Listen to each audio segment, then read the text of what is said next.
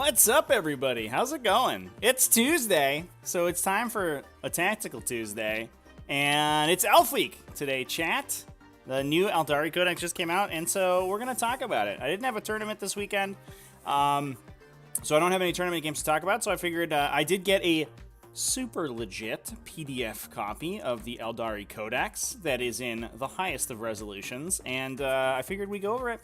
Talk about the new Eldar Menace, because it certainly seems like they are going to be pretty menacing, at least for the foreseeable future in the 40k metagame, so it's going to be important to know what's going on with these guys, and I know there's a bunch of hype around this entire faction. I mean, it is a codex that has been dragged through the dirt pretty recently for a long time, and unfortunately for the old elves, they're still rolling with one of the oldest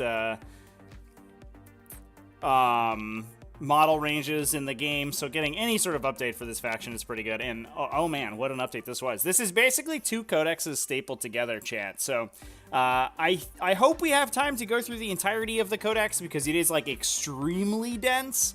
The Harlequins rules and the Craftworld Aeldari rules are both sandwiched together, and they kind of work synergistically in an interesting way. They're really trying to build Aeldari to be kind of a Chaos-style super faction, which I really kind of like. So it looks like, despite the fact that GW are making this push to cut down on subfaction souping, their super faction identities look to still be pretty intact, and so hopefully once we start seeing some Chaos Codexes come out, we'll see that kind of brought to the fore as well, but certainly for Aeldari, that's happening right now. But yeah, let's get into it. Hopefully everyone's having a good week so far, hoping everyone had a good weekend, got some 40k in, and is ready for our new pointy-eared overlords. Now, before we get too far into it, I do have a couple things to say. A little bit of a PSA about this codex, because as much as I think there's a lot of interesting abilities in the codex, and obviously, there's a lot of interesting game design, and one thing that I will commend Games Workshop on and their design team in the recent past has been, really implementing cool and interesting designs into their updated codexes. They're giving each of the factions unique mechanics and stuff like that, but this codex is like a garbage fire from a QA standpoint. There's so many, mis-keyworded things and missing keywords and misprints and typos and ambiguous rules. It's really just not good. And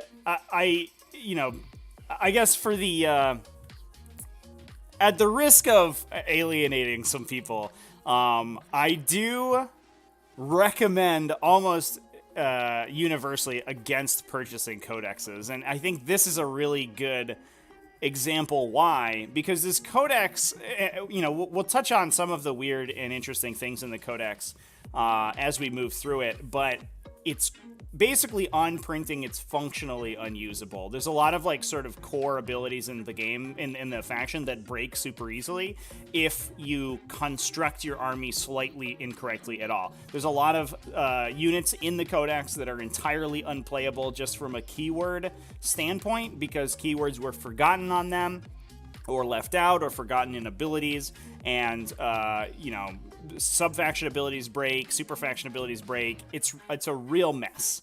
There's also some ambiguous stratagems, some ambiguous rules and stuff like that, and it just sucks, man. Because it's so cool. It's exciting to get a new codex on release date, and it sucks that it doesn't work. This is certainly something that the video gaming industry is starting to get pushed back on, or at least there's been concerted efforts to push back on these kind of unfinished, rushed releases, and it seems like something that would be so much easier to get a handle on in tabletop gaming because the process is so much quicker. But Games Workshop specifically continues to not do that, and they continue to release these literally broken codexes. And not necessarily from a power level standpoint, although I do think this codex is going to be super powerful.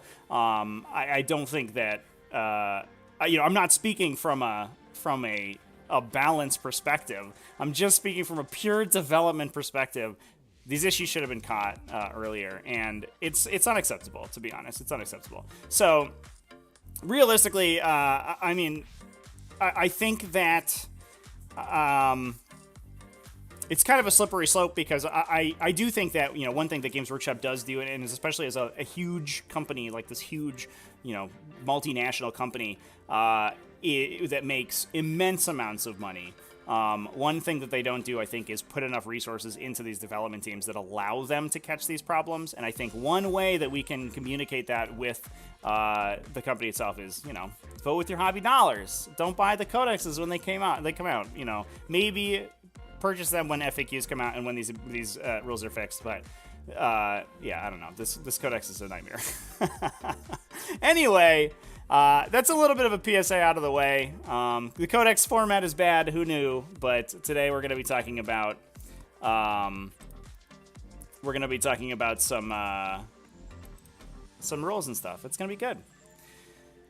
Anyway, let's get into it, chat. I do have some notes that I put together for this. I didn't get through everything, but I definitely like to keep this as kind of an open discussion with the chat. So if anybody has any input on the stuff that we're talking about, throw it in. I'll try to incorporate that because I'm sure as someone who isn't a pure Aeldari player, I'm sure that I will miss some stuff. So we'll start right at the top here. We have our detachment abilities, and this is essentially talking about how you get objective security on your troops. Pretty good.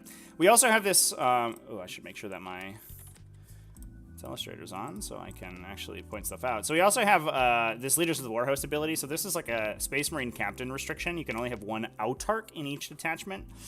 And that's sad. I talked about it a little bit on stream yesterday, but I really don't like these abilities. And I don't really understand the impetus behind them. It's a carryover from 8th edition, when Space Marine captains specifically, and, you know, Smash characters more generally, were super powerful. So you had to limit the number you could take in your army, because otherwise you would just fill all of your available slots with that character, up to 3, obviously. But obviously, the correct way to go about that is not to artificially restrict the inclusion of those characters. The correct way to go about that is to make the characters, mechanically construct the character profile so you don't want to take more than one, so that, you know, it's more of an organic decision that the player can make rather than forcing it on them. And I don't even know if you want to take that many Autarchs in an Eldar list, so this restriction seems totally unfounded. I really don't like this ability, but it's something that it looks like every faction's getting. Obviously Tau got it, Space Marines still have it. And so I imagine that going into the future, and I believe that some other factions also have similar ones for different character units. So I would imagine going into the future that if you have a, you know, sort of captain-style character in your army, I would expect that it also to be restricted to 1 per detachment, which is very unfortunate. We also have this Traveling Player's role. This is for the Harlequins specifically. You can put a Harlequins patrol detachment in your army without it breaking your super faction abilities. So that's sick. Very cool. You can then benefit from things like Power from Pain, like it specifies in the thing.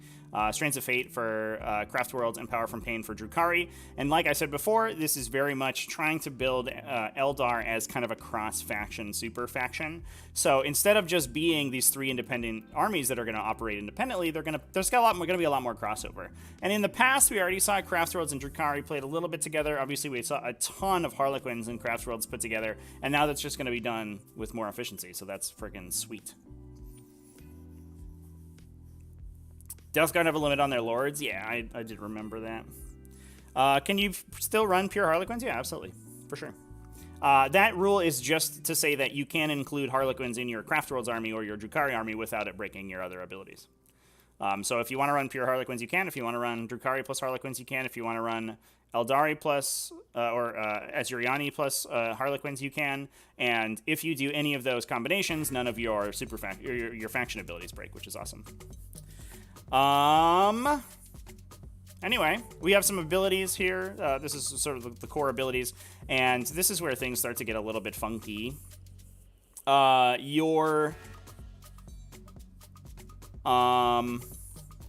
believe that this is, so our detachment abilities, Yeah, we covered the detachment abilities. So we have battle focus on a lot of stuff, and this is kind of the core faction special rule that everything has. Essentially, if you make a normal move or remain stationary, then after you shoot, and you can advance and fire assault or pistol without suffering penalties, which is cool, but also after you shoot, you make a d6-inch move. Now, the weird thing about this d6-inch move, it's called a battle focus move. It is counted as a normal move, and it happens after you shoot. It stops you from charging, so you don't get additional threat range on charging. But what you can do is use it to like move in and out of cover, move onto objectives, use it as kind of an advance after you advance, basically. But obviously, you wouldn't be able to do it when you advance. It's only when you make a normal move, so you can kind of make your advance move afterwards. So mostly it's going to be, I think, bouncing around cover, but they did kind of make it a little bit less powerful in that you subtract 3 from the distance that you move if you are moving through area terrain. Now, the weird thing about this, in my opinion, is that it's still a normal move, which means all of the normal restrictions for normal moves apply, and it only imposes this penalty on area terrain. So if you have something like a breachable obstacle, you can be moving through that without penalty with battle focus. But if that obstacle was instead area terrain, then suddenly you're slowed down. In addition, moving over things doesn't slow you down either. Obviously, you still have to climb vertically, but that's also not going to slow you down. Fortunately, they do specify that it's not cumulative with difficult ground, which I was actually worried about. But fortunately, you're not -5 to move through difficult terrain with your battle focus move. But it's a little bit of a strange mechanic. I think it's definitely going to be one that kind of cements Craftworlds as this relatively high skill cap faction, because it's a difficult mechanic to visualize how you're going to use it effectively. And I think some interesting situations are going to be like, for example, moving a character out into the open using psychic powers and ranged attacks, then using battle focus to get back into lookouts or auras or bodyguard auras. Like I said, moving into or out of cover is going to be pretty effective. Moving onto objectives, like using that as additional movement to move onto objectives. And there are stratagems that interact with battle focus moves. I think those are going to be the situations where you really see players like squeak the most efficiency out of this ability, and I think that's really cool.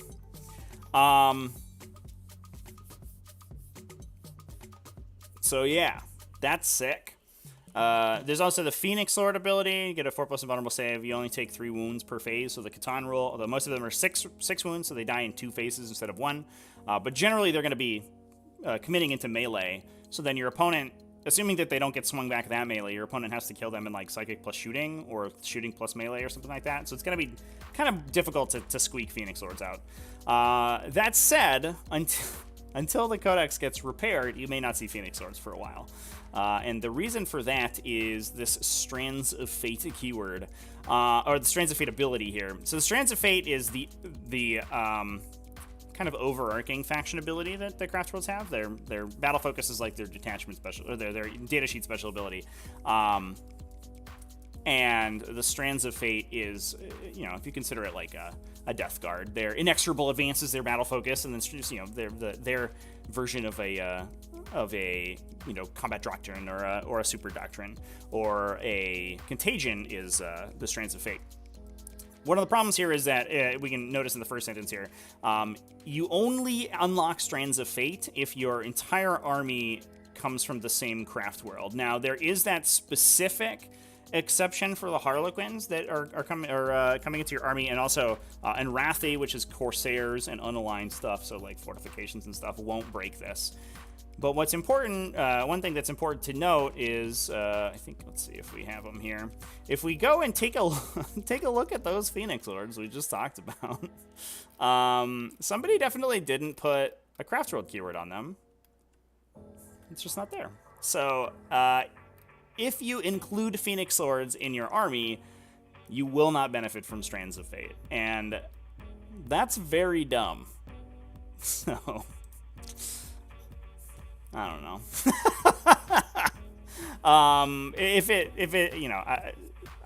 I assume this isn't intended, but it's like seems so clear. G-dub. Good old G-dub. Anyway, the Strands of Fate is a super powerful ability. You probably don't want to be losing it by taking Phoenix Lords, which is why we probably don't see Phoenix Lords in a lot of Craftworlds lists, unfortunately, until that gets repaired, assuming it is going to get repaired. And given the length of time it's been taking GW to be coming out with these sort of day one FAQs, that might be a couple weeks. So sorry for all you Craftworld players out there who are excited about your new Phoenix Lord profiles. Probably not going to play them for a while. Good stuff. Just 40k being a great game. Anyway, how Strands of Fate works, it's pretty cool. It's basically a miracle dice. So if you're familiar with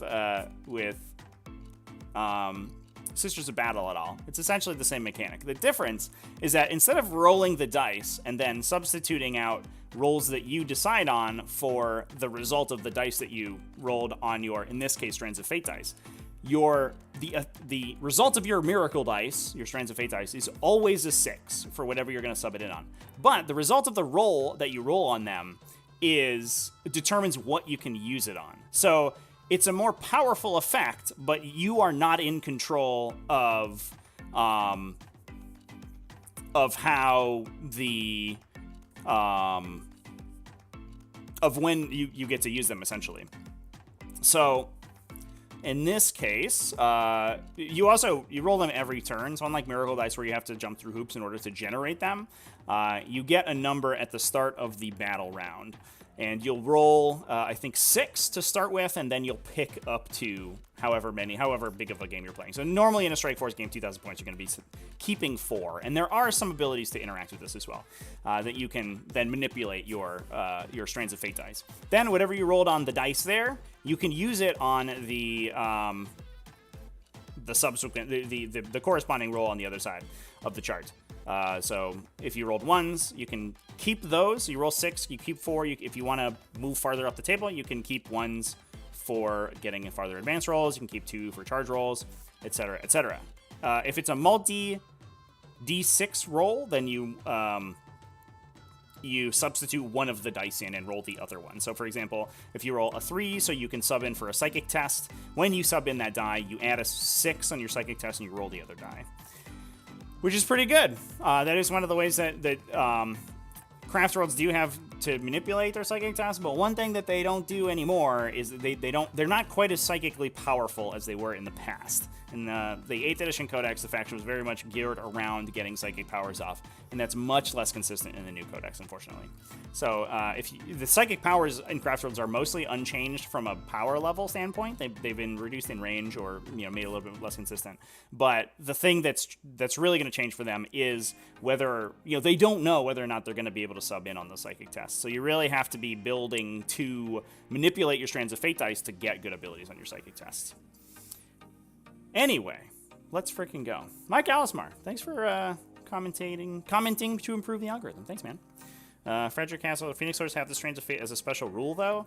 Well, I think basically every unit does, right? But whether or not you have the special rule doesn't matter, because only the keyword of the unit matters.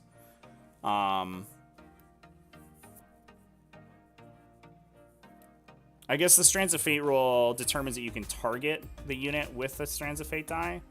But according to the Strands of Fate ability, it doesn't matter that they have the ability on their data sheet. You don't get to make Strands of Fate rolls. So I guess I think there are some abilities to generate additional Strands of Fate dice.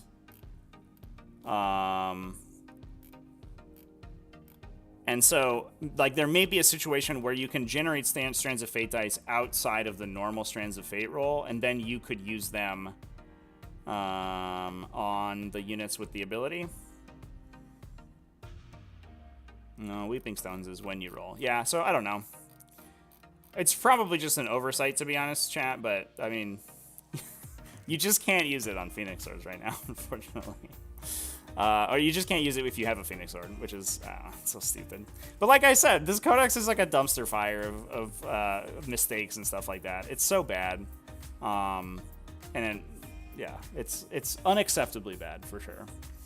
The deployment abilities are pretty straightforward. Advanced positions is just concealed positions out of the Space Marine Codex. Sudden Assault is just Deep Strike. Man, we could just USR these. We could USR these, but we haven't, so poopy. The weapon abilities, we have the shuriken ability has been baked into a keyword, essentially, that's on the shuriken weapons, which is great. It used to, on a 6, they would rend up to AP3. Now they only rend up to AP2, but they all have a base armor penetration characteristic, so it will improve them by 2. So you'll probably get to 3 or 4 on most of the shuriken weapons, which is just a straight buff, which is pretty sweet. We do have some interesting stratagems to talk about, which I do think are worth talking about. I don't know if I'm going to go through all of these because there's a lot of sort of standard weird stuff in here. We got the great enemy. You can buff against the slash unit. Sick. An important one I did mention a little bit earlier is this matchless agility. It lets you, for 1 CP, take a 6 on your battle focus move. I believe this used to be a 6 on an advanced move, but now it's just battle focus specifically. And that's pretty good. So, again, if you want to be repositioning a unit in or out of cover, you can do it for 1 CP and you will move 6 inches, so the -3 isn't really going to affect you. Or you can automatically go 6 inches to go get objectives. Lightning fast reactions is back. You get -1 to hit for 1 CP for the remainder of the phase, shooting or fight specifically. There's some other interesting ones. Reroll 1 to hit for Guardians, exploding 6s on Shuriken weapons. Fire and Reposition is another one that interacts with that battle focus move. This one, essentially, it allows you to not suffer the -3 for moving through area terrain. So if you're trying to play this kind of hit and run style game plan where your army's like jumping in and out of walls and cover and stuff like that, then you have 2 options to use that battle focus to protect yourself. And potentially 3 if you also include Fire and Fade in that. So, which is also in the codex. So basically, you can have 1 unit bump out of cover, matchless agility, drop them from 6 down to 3 inches, move back into cover. The second one goes, and this is outcast only, so it's only rangers and stuff. But I think that Shroud Weavers might be worth playing, and we might see those guys a little bit. So then again, they bump out, shoot, and then pump back, and then you can have another unit fire and fade and move and shoot. Now it is very expensive, obviously. That costs you 3 CP, but if you want to be playing that sort of style of game plan, I think the faction is very conducive to that. And there's still a lot of very good indirect fire in Aeldari as well. The Eldar artillery is still basically just as good as it ever was. So being able to also get your direct fire guns on target, it's going to be pretty sweet. And you can do stuff like be moving your character 6 inches after they cast psychic spells and they shoot their gun or something, which I think is awesome. So a lot of really cool and interesting kind of finesse abilities to take advantage of, which I think is great. Do they FAQ Forge World units to have the Strands of Fate rule? I don't think so. I don't believe that there's been an update yet. Which is like, why? Why wouldn't you just do that day of? I don't know. I guess you could take a look, right?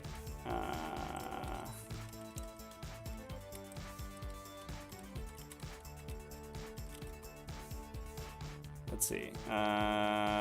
Is there an update to... No, this is all from February. Yeah. Rip-a-roni. So, but that doesn't, to be fair though, that doesn't change really how the ability works, because it only the Strands of Fate only checks the keywords that you have. So all that mean, not having the ability, all that means is that you can't use the Strands of Fate dice on those units, but you still unlock Strands of Fate as long as your entire army, outside of the Harlequin's detachment, Unrathi, or unaligned units, is all the same Craftworld. I also wonder if this works on Ynnari stuff.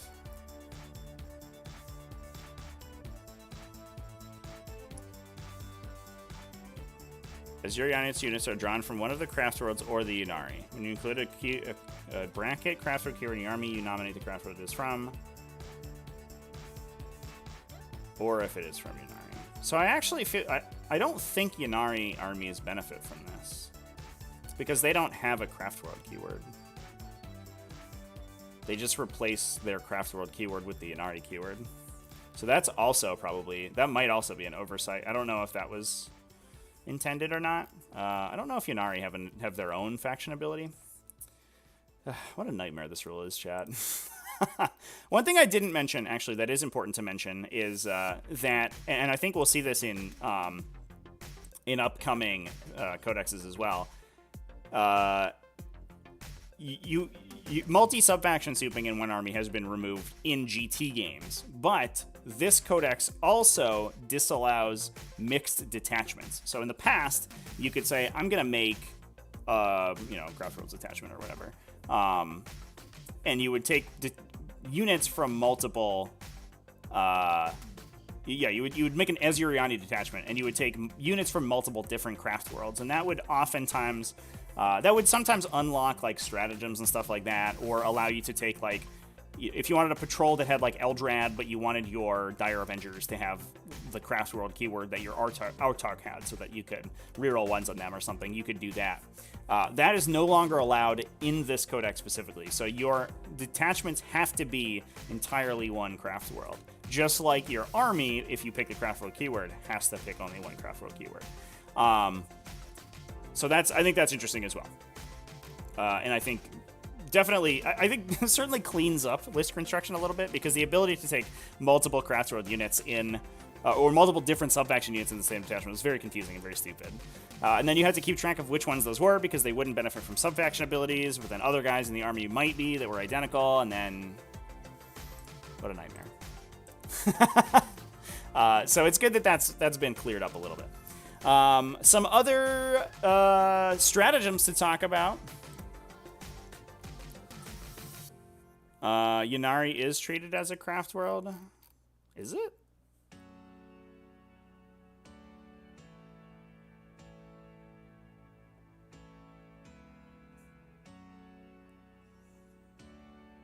I don't know if that's not specified. This is the problem with, so, I mean, another criticism of this Games Workshop rules, design, right? This is the problem with using phrases like drawn from a Craftworld, right? Because that's like, it's a very evocative phrase, and it sounds good from a lore perspective. But isn't Ynnari not a Craftworld? So a Ynnari unit wouldn't be drawn from a Craftworld. It's like a weird cult, right? Just say that they have the same keyword. I think there is an argument to be made that Ynnari armies would not benefit from this ability. It's so stupid. Like, I think you might be right, Chan. I think there's certainly an argument to be made either way. It seems like Ynnari, you pick a Craftworld, or you pick, the Ynnari Craftworld keyword, but that's not actually what it says.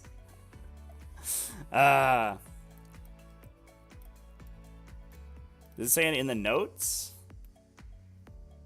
It says it notes. I don't know what that means. I don't know. We'll move on. I don't think this matters too much. Hopefully we'll get an FAQ in the next couple of days that like clears all this garbage up. But they shouldn't need one. This is basic stuff. This is English. GW, why are you so terrible at this? Anyway, there's some other super cool stratagems in here. We have a lot of psychic power stratagems. You can manifest the psychic power after you do a psychic action on a Farseer, Shadowseer, or Yvrain. These importantly not warlocks, importantly. You can also do, unless warlocks are Farseer keyword. I doubt they are, though. I didn't actually check. I guess we could look. Where are warlocks at?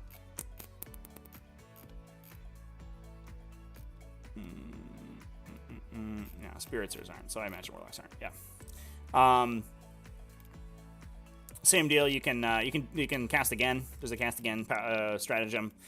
Interestingly, there's also the sort of standard requisition stratagems. There's an extra Warlord trait stratagem. There's an extra Relic stratagem. There is a Relic on a Aspect Warrior Exarch. I love all that stuff. It's awesome. Seer Council is now a requisition stratagem, so it's used before the game. And it's pretty cool, actually. If you are within 6 inches, so it's the same, essentially the same as it used to be, except you use it before the game instead of in each psychic phase. You pick a Farseer and you pick a Warlock unit. As long as they're within 6 inches of each other, you get +1 to psychic test for the Farseer. Then, the cool part is that the Warlocks get Bodyguard for the Farseer. I'm not sure that's going to matter, but there are situations in which it will, where, for example, a lot of the psychic powers have been shortened a little bit on the range. They're 18 rather than 24, but they can bump up to 24 if their psychic test is high enough. But there are going to be situations where you have like a Farseer Skyrunner that runs right out in the middle of the table. You could move him, sort of directly center table, put his attendant warlocks behind a wall. I'm thinking like sort of a U.S. Open style terrain, right? So there's a big wall, there's a big obscuring terrain with a wall in it. There's an objective in the middle, and then there's like more obscuring terrain, right? Your Farseer runs to the center of the table to do his psychic powers at the enemy army that's somewhere over here. I hope this shows up on, on the stream. Then you use the Auto 6 Battle Focus to hop back to the warlocks that are hiding behind the wall here to give him bodyguard. I think there's like going to be a play pattern like that that's super cool.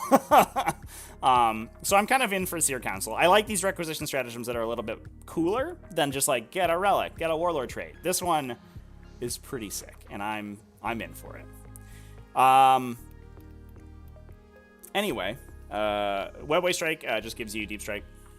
I kind of wish that you could save an entire paragraph of text if Webway Strike just said that the unit gains the Deep Strike ability that Aeldari have, and you could also save a bunch of text in the Aeldari Codex by calling that a universal special rule named Deep Strike, but it is what it is. I do think Wire Weave Grenades is going to be an important one to keep in mind. This might be... I know there's been some sort of discussion about Shroud Runners, the new biker unit, and I think if there is an argument to include them, it's probably this Wire Weave Grenade stratagem, because this stratagem is pretty cool. It's basically a Tanglefoot grenade. It's range 12, does not require line of sight. So if you have Shroud Runners just sitting behind a line of sight blocker in the center of the table, they can be broadcasting this the threat of this stratagem pretty far. You roll a d3, it deals that many mortal wounds to the enemy, reduces their movement characteristic by that much, and if it's the charge phase, reduces their charge by that much as well. You can use this in both the movement phase and charge phase. So there's potentially situations where a Shroud Runner unit is up in the center of the table, gets within 12 inches of an enemy unit. Let's say it's a big brick of like Blade Guard veterans or something, right? Pings them for D3 mortals, reduces their speed by 2 to 3 inches. That unit moves up a little bit, then goes to charge a Shroud Runner unit. You ping them again.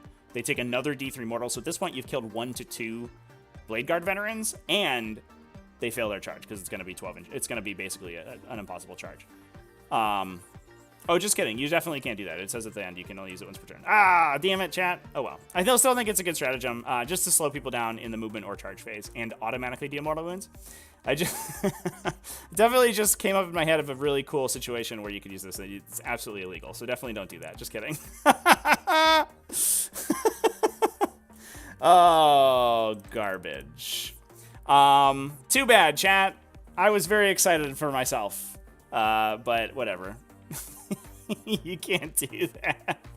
Oh well, I still think it's pretty good, and it's probably an argument to include Shroud Runners, especially since if they're not too expensive and they can also do some, some actions and stuff like that. You can use that stratagem to ignore the penalty on your battle focus on them. So like, there's I don't know, there's some cool stuff going on. It's pretty sweet.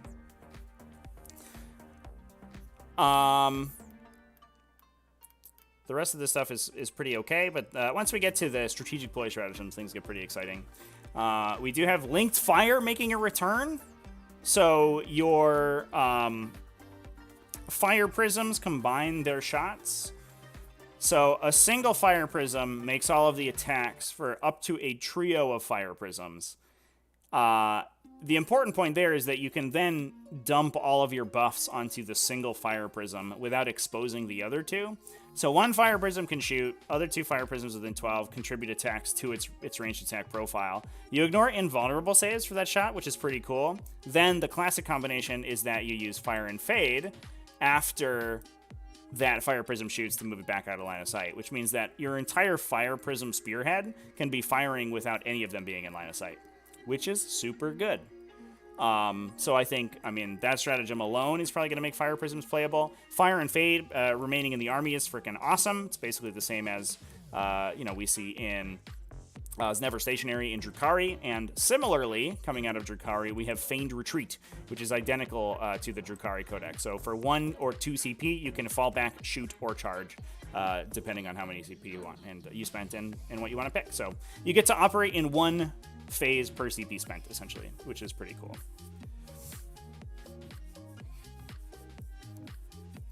All the fire prisms have to be within 12. Yeah, I think that's fine though, right? Because like you're gonna pick one piece of obscuring terrain. So like, you know, you consider US open terrain, right? There's 2 bricks that are like 14 apart.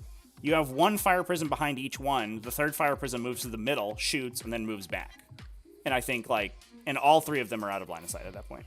I think it's fine. The 12 inches is going to be just fine. Although that model is big, so it is certainly going to be a consideration. I think honestly more impactful is that the fire prisms have to be visible to each other, which has always been the case. But especially with obscuring terrain being what it is now, you can't like pop a fire prism in front of obscuring terrain and keep the other ones behind it and then linked fire because they would be blocked by the obscuring terrain. So you have to like orient yourself in awkward ways, which I don't know. There'll be some, you know, you'll have to play around it, but I think the restrictions are pretty reasonable. Vectored Engines is a battle focus once per battle for 10. Is it exactly battle focus? Does it get slowed by terrain? Because in that case, it's not very good, right? You would just use Fire and Fade, I imagine, to go 7 and not be slowed by terrain. Importantly, I guess they did note that you can't embark in transports after a Fire and Fade move, which was not the case previously. Is that the case for Drukhari, the Drukhari Fire and Fade?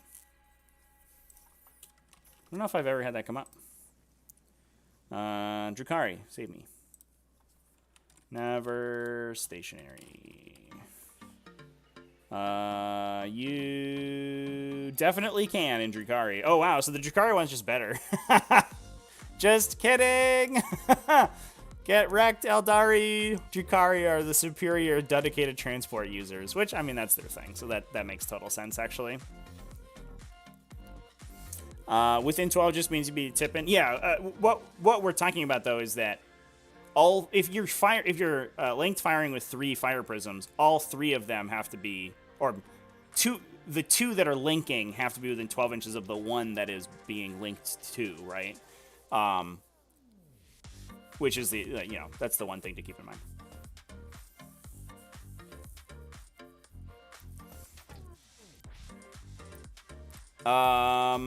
Forewarned makes a return, but is restricted to range, so it's only 18 inches now. It's not the entire battlefield, which is fair.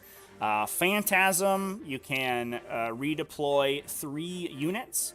An important thing to keep in mind is that now that all of these abilities have the updated keyword, so the Phantasm's before the start of the first battle round, before the first turn begins, if you have something with the advanced position deployment, it does not use advanced position when it redeploys. I saw that come up on the stream the other day, and that's important to keep in mind because it's the exact same combination that was talked about in the Space Marine Codex. Concealed position deployment only happens during the deployment step, which is a specifically tagged portion of the pregame phase.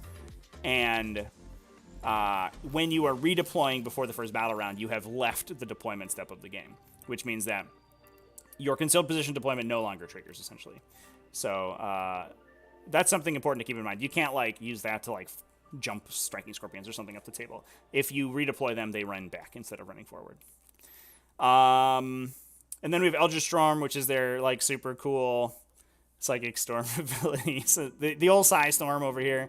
It seems not very good. So it takes all of your Farseers to like do a psychic action and then blows up on D3 mortal wounds within 6, which is okay. It might be fine, but for 3 CP is like, at least it happens immediately, so it doesn't take a full round like a normal orbital strike would be, and you can move out of the way. At least like you can just hit somebody. So if they have a super dense army, it might be worth using, but for 3 CP and taking all of the psychic cast off your Farseer.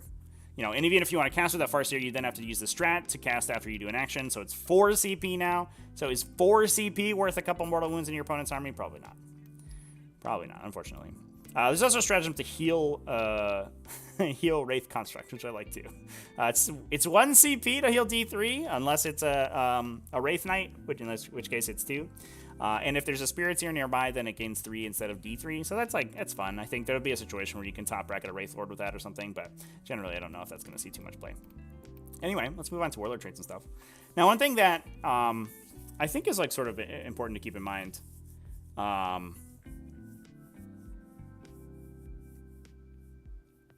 with... It did 16 mortal wounds on Artivore. Well, that's kind of cute. With 7 Farseers? Well, you can't have 7 Farseers, right, chat? So that seems unlikely. The max you're doing, it's D3 and then +1 for each additional, right? An additional for each time. Oh, it's for each time. So it's a base D3 +1. Okay. And then for each additional, it's an additional +1. And they all have to be within 24, right? Yeah. So you would, so you could get like D3 +2 out of that pretty easy. And at the very least, you don't have to be, you don't have to be visible, which is important, I guess.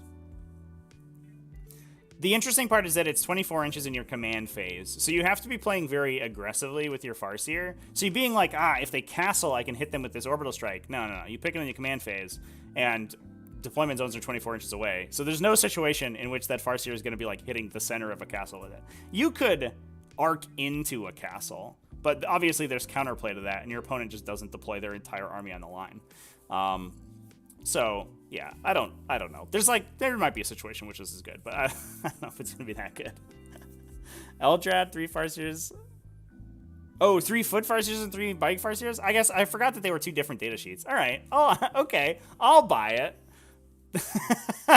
Just take like, what is that? Like double patrol or double battalion patrol?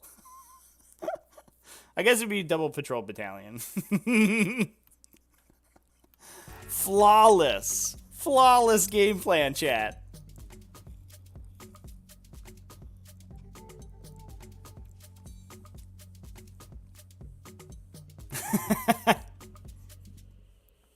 Yeah, I think, I don't know, there'll be situations in which that seems good. I don't know if taking 7 Farseers is going to be the game plan, though. That does sound pretty good, though. Now, unfortunately, for at least for the Craftworld stuff, I am a little bit, I'm not super impressed with their character upgrades. They don't seem that good. But to be fair, I'm the exact opposite for the Harlequin stuff. So it definitely seems like to me that the design ethos is that the Craftworld stuff is very sort of aspect warrior focused. So all of the focus is going to be on doing as much damage with aspect warriors as possible. Whereas the characters are going to be from Harlequins if you're looking for the really powerful Smash characters. The Psychers are going to be pretty, they're going to be okay from Craftworlds, whereas those melee characters are definitely, that's where you're going to Harlequins from.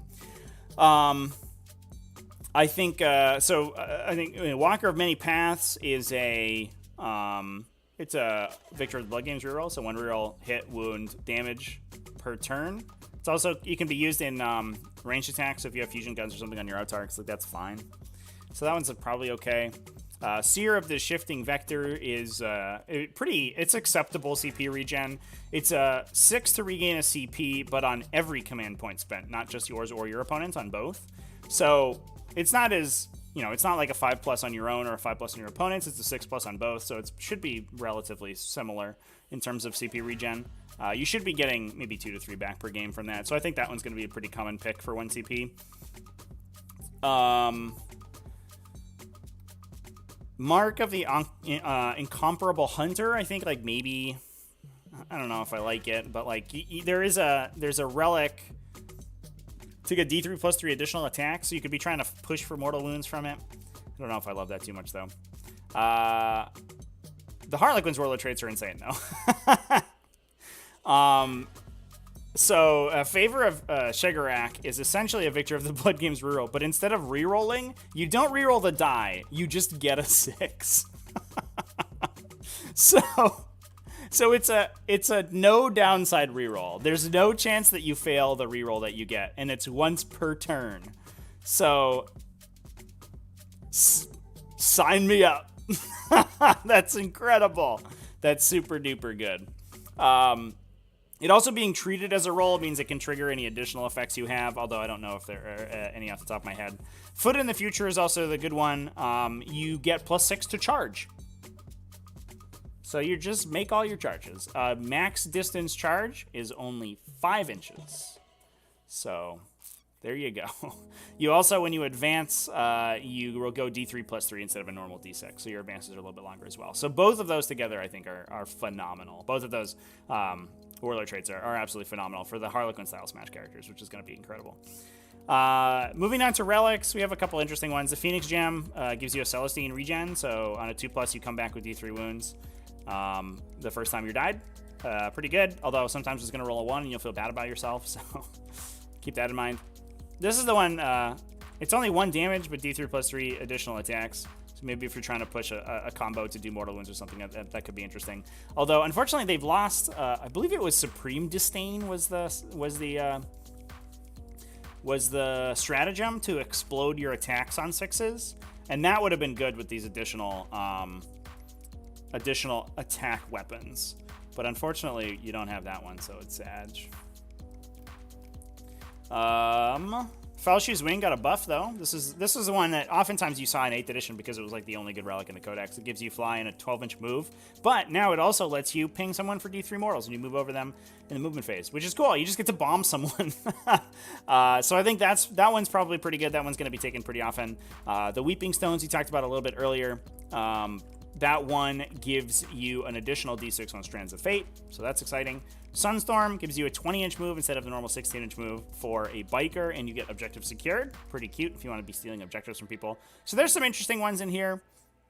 I don't know if none of them are really jumping out to me as like these incredible weapons. We also have these are the specific Exarch relics. You can give them to Exarchs with that stratagem. Unfortunately, again, they're nothing's like really jumping out to me. The Kane's Lance, it seems okay. You on a 4+, you deal D3 mortal wounds and you make somebody ineligible to fight. Although that triggers on a 4+, which is kind of shitty actually. Now I'm thinking about it. It's not a guaranteed anti-interrupt fight last. It's a 4+, so maybe I'm less enthused about that one, to be honest. Crone Scream, I saw some folks play. That one deals on a 2+, D3 plus 1 mortals on the charge with Banshee Exarch. Interestingly, it's pick one enemy unit in engagement range of the Exarch at the start of the fight phase, which means that you can potentially snipe characters with it. If you have a 4-wound character, it deals D3 plus 1 additional mortal wound for each charge move you've made, and if you have if you do it immediately, you're going to have made at least one charge move. I think it's unlikely, even potentially with their invulnerable saves, that Howling Banshees survive more than one turn of combat. So I think it would be unlikely you would be making multiple charges per game. But if you do, it's a little bit of a bonus. So that one might be okay, even if just to play mortal wounds into somebody. If you take Mana Blast on your Artark, extra attack to turn into 6s on mortals. Yeah, let me take a look at Mana Blasters here. Where's the Artark? Are they in the...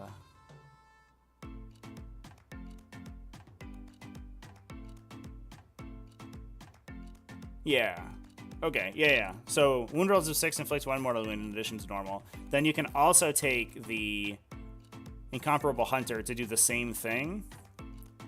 So your 6s are 2 mortals, and you're swinging with 8 plus D3 attacks. If we could get rerolls on that guy, I think that'd be good. Is there a psychic power? I don't believe so, right? Doom is only reroll in the shooting phase? Oh no. So Doom is reroll everything. So you could be fishing with Doom.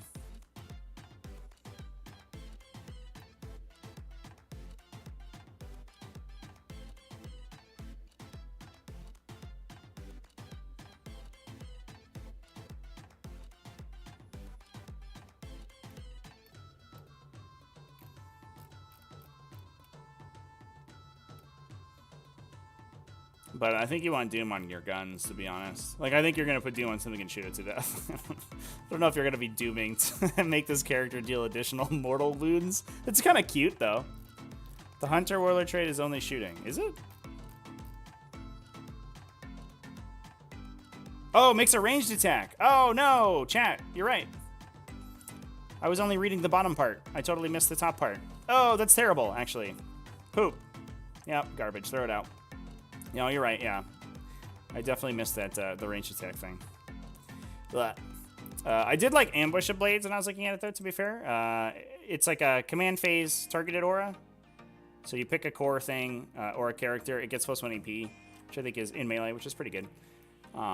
It's not like a Storm of Fire or something where you're like +1 AP on 6s or whatever. It's just flat +1 AP, which I think is solid. You just Strands of Fate the wound roll? Easy. Take Immortal. Boo. Okay, yeah, Chad. So you actually can't do that combo, unfortunately. Yeah, that's too bad.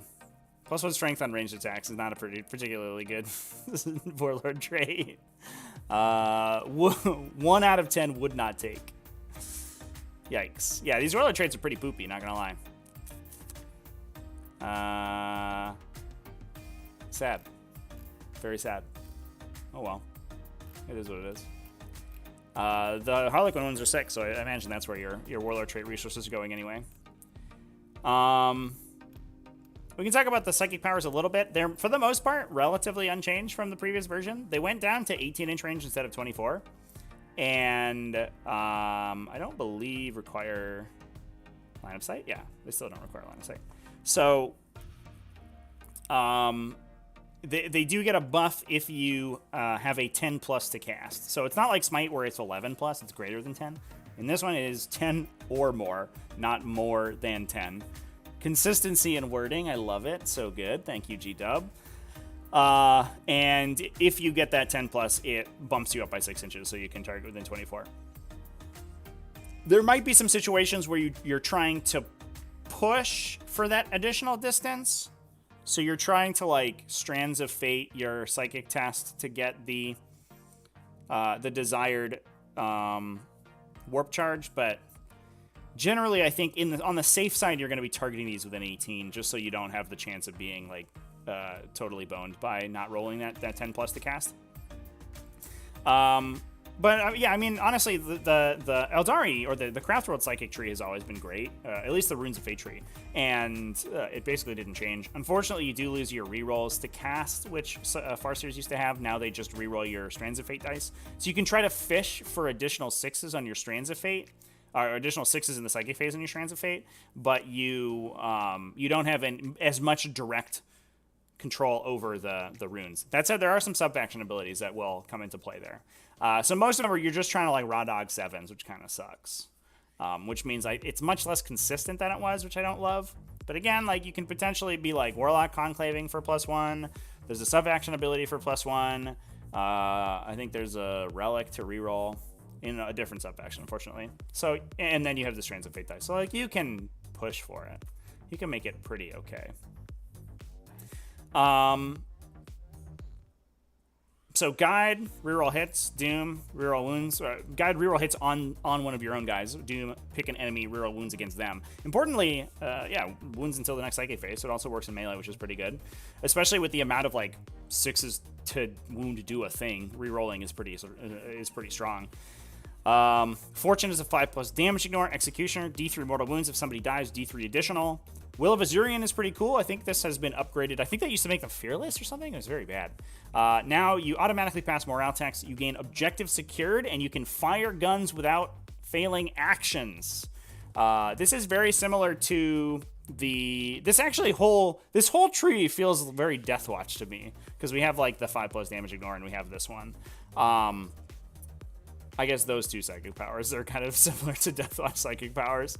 And I think that one's pretty good to have as a backup to give OBSEC to your Aspect Warriors, which I think is pretty solid. Because Aspect Warriors, again, I think are going to be kind of the focus of the army from here on out. Mind War, you roll and compare leadership characteristics, and then they take mortal wounds if you beat them, basically. If you boss a Psychic test on a 10 or more, you roll you roll better on your leadership characteristic. Pretty good. Runes of Fortune, so this is for the Warlocks. Fateful Divergence gives you a command point. Sick. Very nice. Witch Strike, I don't know which one it is, but it's which one, I guess. You get it's basically burning hands. So if you wound, or this one's wound instead of hit, unfortunately. So you deal, you're basically your attacks are 1 damage, but they pass through saves essentially. Yeah, whatever. But it's on one of your own models in the unit, so it's not that great. It's not going to be targeted on somebody who's going to be doing a lot of work. It's going to be just on like an idiot warlock in a unit or something, which I don't super love. Ghostwalk, +2 to charge, which I think is a pretty solid one. That's a good support power to have, especially since we're going to be doing a lot of charging in this codex. I like that one. Crushing Orb is like sort of a weird nuke. Takes some mortal wounds. Focus Will, +2 to deny, to psychic test and deny on somebody within 24. So that one has remained relatively unchanged from the previous version of the faction. So that's we got a little bit more of psychic wombo comboing going on. All right, there's something in there. And then Impair Senses removes aura abilities from somebody, or they're not affected by aura abilities. Revenant Discipline is the Ynnari stuff. Gaze of Yniad is a targeted smite that hasn't changed. Storm of Whispers is another weird smite. Word of the Phoenix is regenerate people. So D3 if it's troops, or 1 if it's not. Is that right? Yeah. Unbind Souls has hit rolls of 6 automatically wounds, so it gives you Gene Rot Might. Okay. Cool. Ancestor's Grace, +1 to wound. That's pretty good in melee. That's a bit of a buff from the previous one, which was reroll once to hit and wound. So I like that one a little bit more, although it is a 7 to cast, which is a little bit awkward. And Shield of Yniad is a 4+ invulnerable save on something. I don't know how much Ynnari is going to see play, so I don't know. We'll see. Now the Exarch Powers is... I'm not 100% sure where to fall on the Exarch Powers. These are essentially command phase or command... chapter command style abilities, so they're points upgrades that you pay before the game when you're constructing your army. They give you some base bonuses. If you pay the points to upgrade, your Exarch gets +1 wound. If it's a melee guy, it gets +1 attack. If it's a ranged guy, it gets +1 ballistic skill. I'm into it. Those, so they're like mini characters basically, and then you can also have the relics on them, which is sick. So that seems pretty good.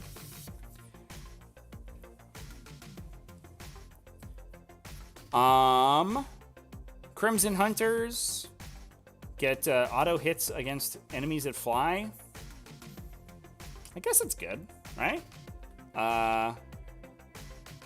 It just kind of nukes Tau.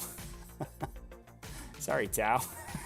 Get wrecked. Although you're hitting on 2s anyway, so it's like, do you really need that? I don't know. It's whatever. Ignore cover, like who cares? And a 5+ whatever save. Yeah, those are okay. Shining Spears, I think it's a question between Expert Lancers and Heart Strike. Expert Lancers is 20 points, but I think is a little bit more upside. Heart Strike does mortal wounds on 5+ to wound, so not just 6+, 5+. And these affect the entire unit. In fact, most of the Exarch powers affect the entire unit. Some of them are Exarch specific, but most of them benefit the entire unit. And then Expert Lancers is +1 to hit on the charge. And I think, in terms of damage, they should probably be both relatively close. I think Expert Lancers does have a little bit of a head, but again, it's +5 points. So I think those two are pretty good. For Howling Banshees, I think it feels to me like it's all about piercing strikes, +1 damage for the Exarch.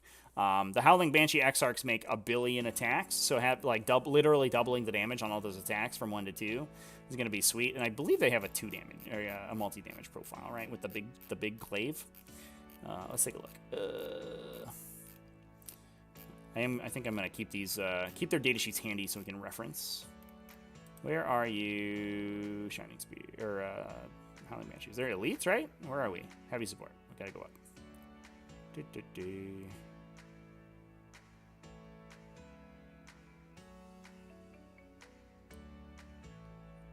Striking Scorpions, Howling Banshees, there you are. Yeah, so they can have an Executioner, which can go to 4 damage, or they have Mirror Swords and double attacks. So they make... And it's only melee attacks. I get +1 damage, right? Yeah. So having the ranged attack doesn't matter. So it's either 8 attacks at 2 damage or 4 attacks at 3 damage. The 3 damage might be better just because -1 damage is really prevalent, but 8 attacks is like a lot. So I think that one's pretty good. If your opponent doesn't have damage reduction, and kind of it makes that unit super great at killing them. Although the unit, Howling Banshees, I believe should already be good at killing people with damage reduction. They're +1 to wound on the charge, means they wound a lot of the game on 4s or 5s, probably re-rolling, probably with additional benefits active. So, and then just 1,000 attacks a model. So, yeah, I think that one's pretty okay. Dire Avengers have a couple interesting support abilities. You can give them, they rend on 5s instead of 6s with Shredding Fire. Stand Firm gives them objective secured, which I think that one's probably pretty good. Kind of keeps them as feeling as like their troops, like they were in the past. Warp Spiders have the super cute one, Spider's Lair, which when I first read, I thought that it included pile in and consolidate moves, in which case I thought it was actually super duper playable. So basically, you pick a terrain feature that you're in at the end of your movement phase, as long as the unit's entirely within it, and they spin a bunch of webs around it. And it makes the terrain feature difficult ground to enemies, and every time the enemy moves through, they take D3 mortals on a 2+. This means that potentially you could like spin a bunch of webs around an area terrain feature, they move into it to charge you, take D3, and then they charge you, take D3 more. I thought it also included pile and consolidate, so they charge you, take D3, they'll move out of it probably to charge, right? Charge in, take D3, pile in, take D3, and then consolidate, take D3. And that's probably a terrain feature that your opponent like can't afford to get into that turn. Not how it works. It's excluding pile in and consolidation moves, which means it's just difficult terrain basically, and they'll take D3 when they charge into it. Whatever. Nah, I don't know if that's worth 15 points. Because it's a once per game ability and it only affects it for 1 turn. If it affected it for the entirety of the game or something like that, I think it would be like, or until somebody moves into it or something. Like if it was a mine that you triggered, I think that would be interesting. Yeah, the way it works, I don't know if it's super good. Surprise Assault gives you +1 attack with all of your weapons when you Deep Strike in, which is pretty cool. And then Web of Deceit basically is unchanged from the previous version. Lets you, although previously it was pick up at the reinforcement step and redeploy. Now it's redeploy as a battle focus move. So if you start on the table, because you can't battle focus when you Deep Strike in, if you start on the table, you can move up, shoot somebody, teleport away. I think that's really cool. You can't use it to like do actions as well as you could, but you could still use it to move around the table. And oftentimes, if you're redeploying yourself with the intention of doing actions later, you can put yourself in a position where you're not in danger, and then you can move to do the action the next turn, which I think is fine. So I think those are both pretty good for striking, or for Warp Spiders. Striking Scorpions, it kind of feels like these are all sort of academic. You can give their Manda Blasters mortal wounds on 5+, which is probably very good. I think that might be the best one. The other one is Crushing Blows, which means the Exarch, all the Exarch's attacks automatically wound, which means even though they do swing with a lot of attacks and they can be multi-damage, but the Striking Scorpion Exarch is only usually around Strength 5 or Strength 6, so being able to auto-wound against vehicles and stuff is going to be pretty strong. And that, will push through effects like Transhuman Physiology, all that stuff. You don't even need to roll. You just wound. There it goes. Boop.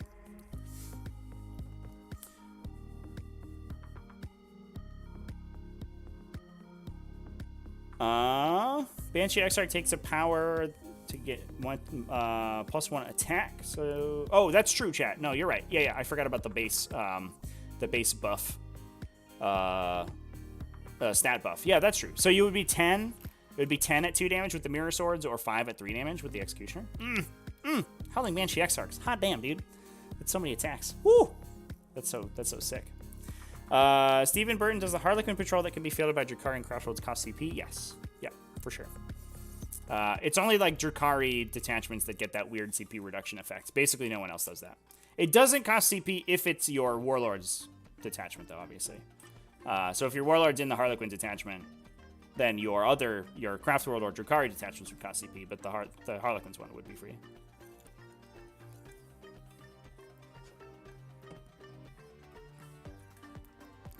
All right, where are we at?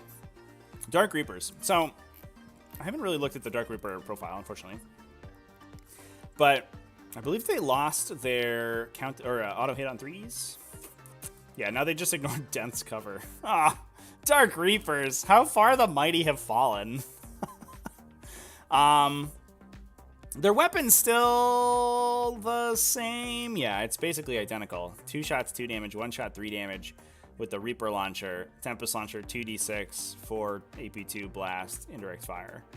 Oh, but they're base 5 models now. That's unfortunate. I do think that the Exarch Powers on the Dark Reapers are pretty strong. So one of them is ignore move and shoot penalty with your heavy weapons for the entire unit, which is fine because you're going to be moving around to try to get your battle focus move off and you know, jump in and out with fire and fade to be taking those Reaper Launcher shots. But focused fire gives you +1 to wound for the Dark Reaper Exarch. Full stop on all your ranged attacks. So with that Tempest Launcher, he's shooting 2d4 or 2d6, strength 4 AP2, +1 to wound. And that's pretty sick. Unfortunately, I think that unit's going to be pretty expensive. So I guess there's a direct comparison. Or yeah, Dark Reapers with a Night Spinner, and a Night Spinner probably comes out on top in that situation, I imagine. Dark Reapers, 150, 160 with a Tempest Launcher, and Focus Fire is 15. So 175 points for that unit. Yeah, I don't know. Versus a Night Spinner, which is 140. Yeah. I think you just take a Night Spinner, unfortunately. Oh, Dark Reapers, it's so sad. I was pulling for you guys. You got new models and everything. The models looked silly, so they were like, we have to overcost them so nobody plays them. Oh, no. You take the Relic, which causes lots of morale casualties to crush chaff. Does this faction need to crush chaff, though, chat? So that's the Shrine Skull Dark Reaper Relic. You get +1 or additional subtract 1 from combat attrition tests. So if they're half,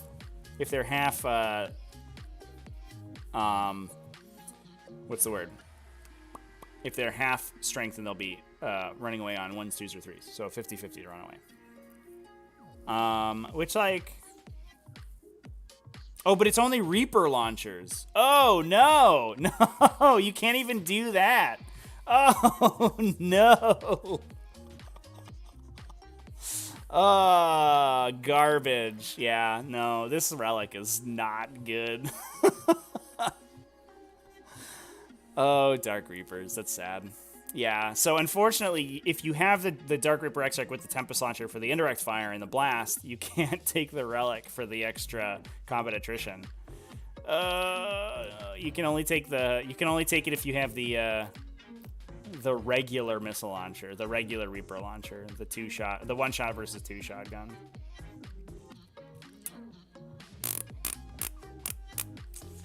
Oh no, yeah. Yeah, that's no good. That is weird. It's why is it called a Shrine Skull, but it's like a Relic missile launcher? With one of these trophies brought forth, the bearer becomes the manifestation of Cain's will in his role as the destroyer. But the Relic like is glued to the terrible like Reaper launcher. They're like it's like one of in a first-person shooter when you have like the little tag that goes on the side of the gun, the little like keychain tag. It's like one of those, but they attached it to their Reaper launcher, and they're like, "Oh, sorry, we can't re-equip it to a different gun. It's stuck on the Reaper launcher. There's nothing we can do about it. Sorry, dude." And you're like, you're in the customization menu, like trying to unequip it and re-equip it, but like there's only a slot for it on the Reaper launcher. You're like, no, why? Why couldn't I have my cool trophy somewhere else in a gun I actually use? Oh, well. Oh, Dark Reapers. I was pulling for you guys, but I don't know. We'll see. They seem fine. I mean, I think Focused Fire is still just like a really good ability to have, and Strength 4 +1 to wound with 2d6 indirect fire is really good. But whether or not that's better than a Night Spinner that has AP now, I think it's probably not, I would imagine. So it's probably, I mean, that's still a playable unit. It's just probably not optimal. So like I said, cool stuff with the Aspect Warrior Exarchs, and the Exarchs are, or the Aspect Warriors specifically, I think, are really becoming the focus of the Craftworlds army, which I think is where they belong, because they are the unique part of Craftworlds, right? Otherwise, Craftworlds is just like Alien Imperial Guard with extra steps. But the Aspect Warrior is really the differentiator for that faction, which is great. The one thing that I didn't say is that, or I didn't point out, is that you can only have one unit with the same Exarch power. So you can't, for example, take 3 Tempest Launchers with the Focused Fire, which is unfortunate. So I think we're going to be seeing a lot more armies that are made up of one-offs of a bunch of different Aspect Warrior units, and then each one of them has been built to fight specific enemies. Oh, Dark Reapers don't have battle focus either. They don't. No. It's all coming. It's all coming up, not Dark Reapers. Jeez. Okay. Sorry, guys. Let's talk about subfactions. I think I'll go through the ones that I think are probably going to be the most played. Alaytok is it's got some Raven Guard stuff going on. You get it gives you the light cover versus dense cover if you're in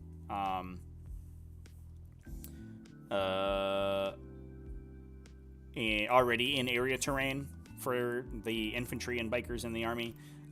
You ignore movement modifiers, your movement characteristic.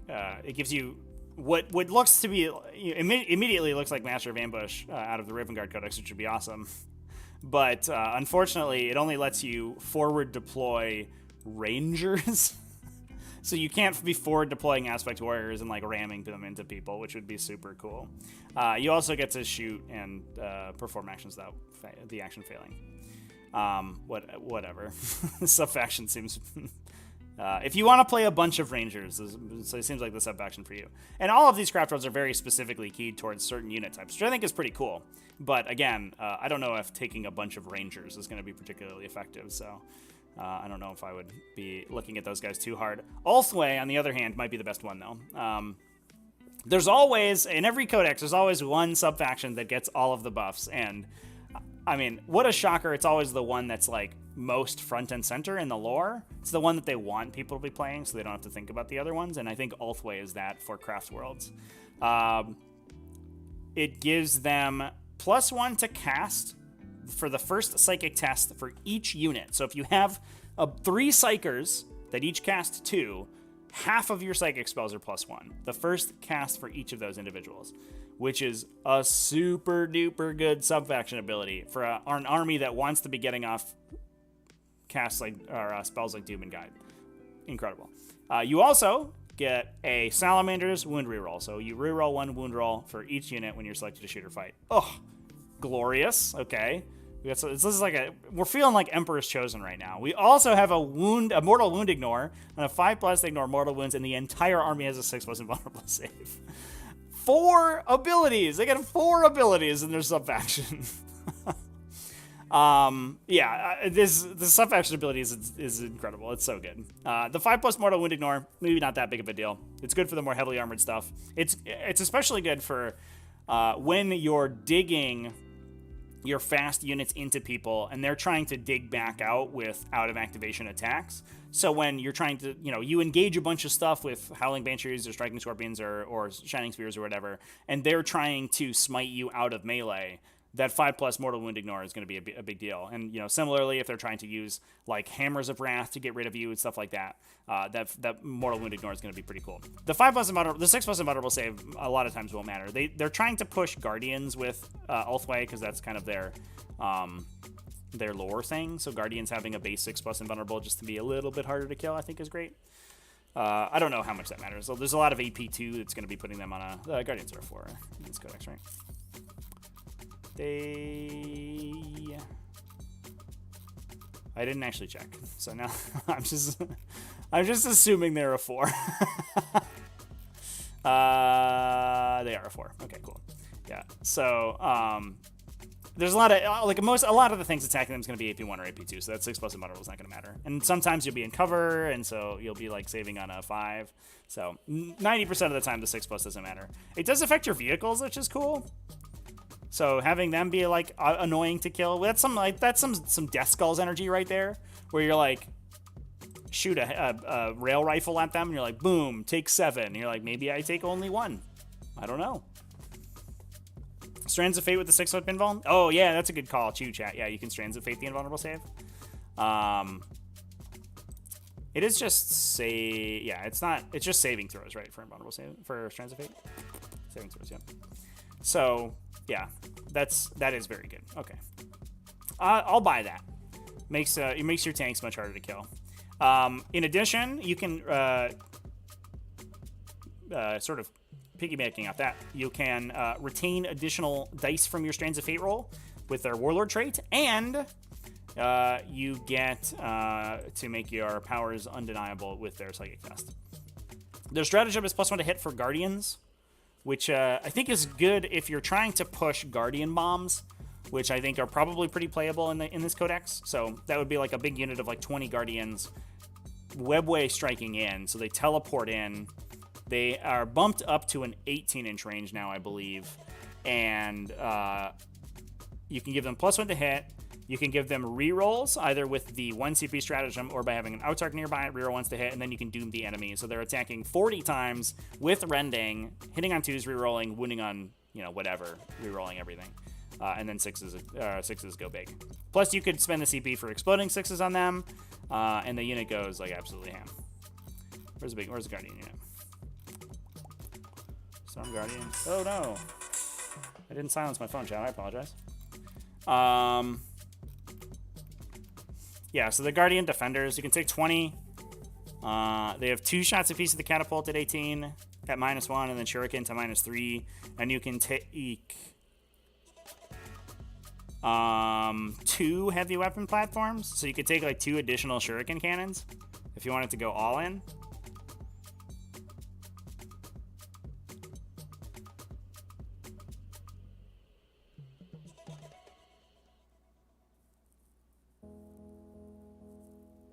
Nice. Oh, they reroll once they hit innately. Oh, if they're in range of an instruction marker, so that's unlikely. Cool. That seems fine. How many points are they a model? Let's find out.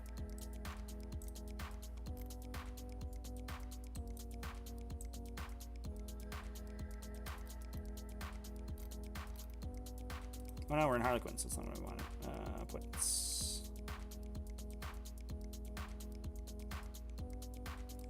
Oh my god, this codex is so long, chat. I don't know if we're going to get to the entire codex today. Oh my god, it's so long. So the Guardian Defenders are 9 points a model with a 20 or just a 20-point heavy weapon platform. So 220 points for the full brick. Seems pretty okay, especially since they can then in subsequent turns, obviously not the turn they teleport in, if they don't die, they can be battle focusing around the table in order to get onto objectives, which is pretty solid.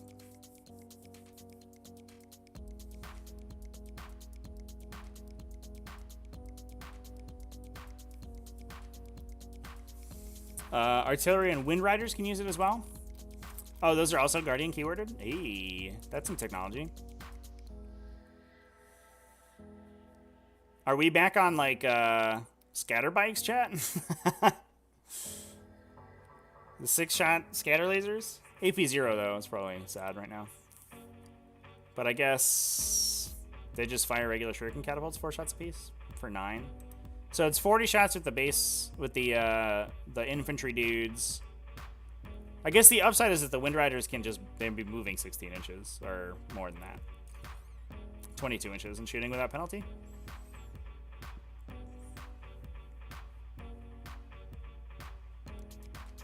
Oh, they also, I'm sorry, so they reroll against enemies that are on objectives, and the Guardians reroll while they are on objectives? Yes, okay. So those guys are probably rerolling their ones innately anyway, Because like 90% of the targets that you shoot in 40k are on objective markers. Whether or not your unit is on an objective marker is the question. Where's our fast attack gun? That's actually a really good rule to have. Holy crap. Okay, yeah, I'll buy that, chat.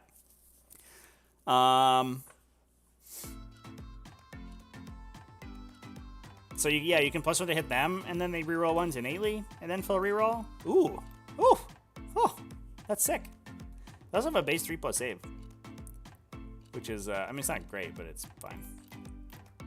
All right, I'm into it.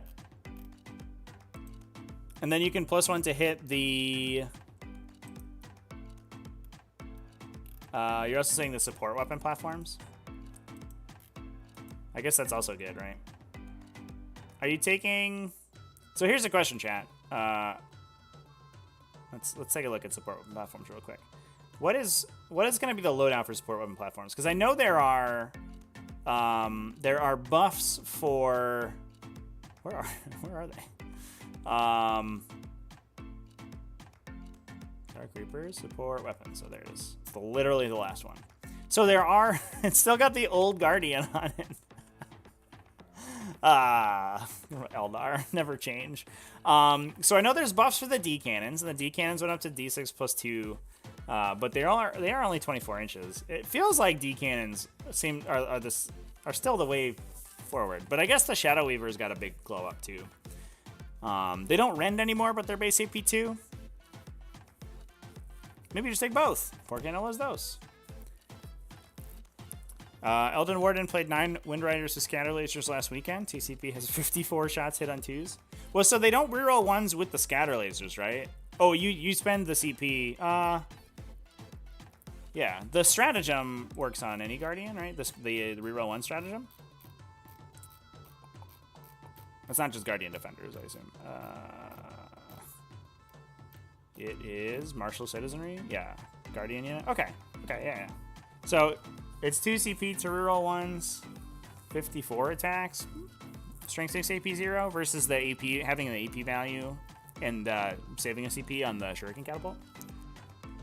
That one's only 36. So yeah, that seems fine. How do we get them? We got to jinx people to get -1. All right. I'll buy it. That seems pretty good, chat. I'm in. That's a good call out. That it's not just Guardian Defenders or Storm Guardians. That it's all the little boys too. Yeah, wow. Ulthway seems super powerful. Holy crap! I was already saying it was going to be the most played subfaction, and it looks like it's even crazier than that. Hot damn! All right, Ulthway. I guess we can skip over everyone else then. Sam Han is the fast boys. They're all about bikes. You can fall back and charge. Reroll charges with them. They have a stratagem to advance and charge with bikes, which is they did in the previous edition too. And then all of their Warlord traits buff like Smash characters. So +1 to attack and heroically intervene 6 inches for their Warlord trait. Their relic is +1 strength and damage and AP on the charge. Unfortunately, I wish it was the other way around. I wish the Warlord trait was +1 strength, AP, and damage on the charge, because then you could sync it with a relic weapon. So if we were talking about that glaive that does D3 +3 attacks, that became 2 damage +2 strength, I think like we'd be talking about something. But unfortunately, that eating the relic slot, so you're attacking with your regular stuff, is a little bit awkward. I guess you get laser lances on Skyrunner Autarchs, so maybe that's fine.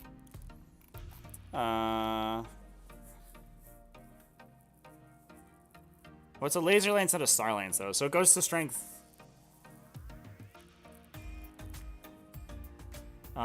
It goes to. How does that interact with the lance ability? +1 to strength and damage characteristics. Okay, of the attack. So it will stack. So they go to strength 8, AP 5, 3 damage. But it's only 5 attacks. Yeah. Ugh. I don't know. When you put a relic on to become like a baseline Space Marine captain, you know you're like doing something wrong. Sad. Yeah, I don't know if that's going to be the game plan. And then Iyanden, like I said, all of the factions have like specific unit types that they're keyed off of. Iyanden is the Wraith faction, which is very appropriate for their lore. I think they got killed by Tyranids, right? So they just have a bunch of Wraith people hanging around. And so they have a bunch of stuff that benefits like staying alive. So they have AP reduction as their chapter tactic, as their subfaction ability. They have a relic that gives +1 to hit for a spirit host unit, so the Wraith units. And it gains battle focus, so the Wraith Guard can shoot and move their big guns, which is that's okay, I guess. And then their stratagem buffs Wraith stuff. Cool. So if you are playing Wraith stuff, you're playing Iyanden for sure, I think. Bieltan is about moving fast. So you are minimum 3 on your battle focus moves. You reroll 1 hit roll as your subfaction ability. I do think that the Relic is pretty good. You get to reroll a psychic test once per turn, and then you know an additional power. You can't cast an additional time, though, unfortunately, which is a little bit sad. And then your Aspect Warriors get exploding 6s. So if you want to soup up the Aspect Warriors, I guess it's fine. But I guess, I don't know. Their design feels a little bit all over the place. They have a Relic that buffs Psychic Powers, an ability that buffs Battle Focus, and then I guess the exploding 6s is in shooting and fight phase. So you can exploding 6s on your Dire Avengers, which I guess is fine, and then battle focus them away faster. But I don't know. Seems like if your entire subfaction ability is going into making a single Dire Avenger shot, we're good. Yeah.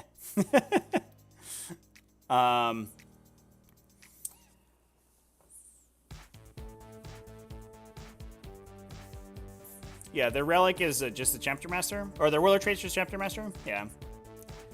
It is core, so I guess that's something, right? The Relic's good, but if you're comparing the Relic to the the Ulthway subfaction ability is just better than this Relic, right?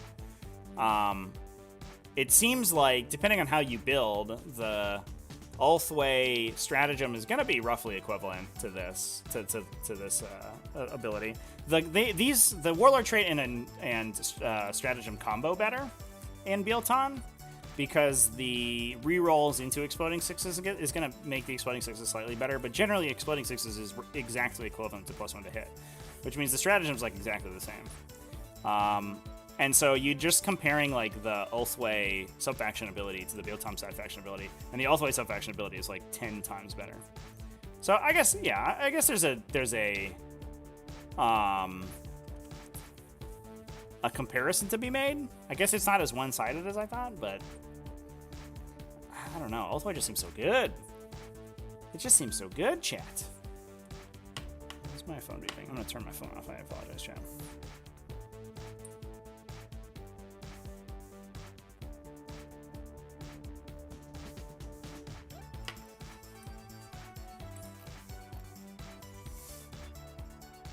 All right.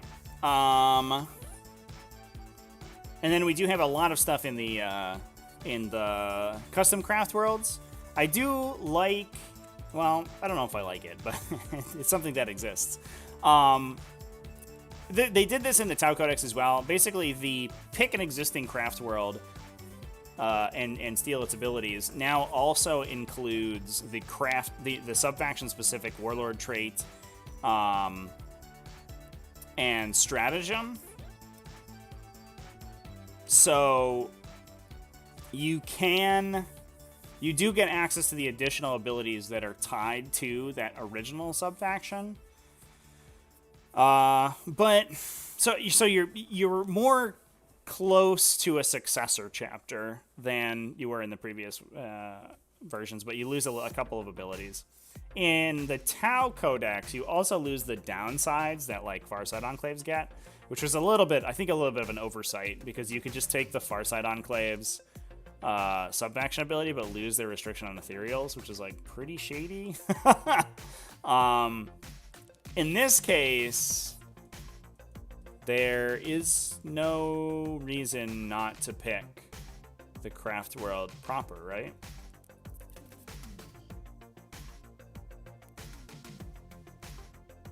Yeah, I don't believe so. I don't think there are any. There's no list building restrictions on these craft worlds. So you would you would just pick the regular craft world. I don't know. I don't actually like super love. I like that this is closer to successor chapters than the previous version of this style of ability, but it's just so just take the craft world. Like, take the regular subfaction. Why does this exist? I don't know. I don't understand it. I haven't dug super deep into these chats, so like I don't know if and also like as someone who doesn't normally play Aeldari, I'm not somebody that I think I could tell you exactly what the correct combination of these are.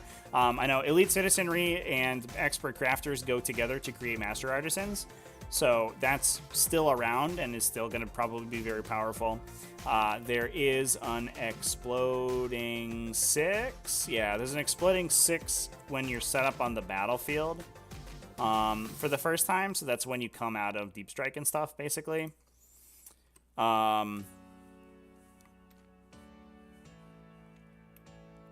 Which I know is like kind of exciting. There's a fallback and shoot, which is good. Reroll advance and charge.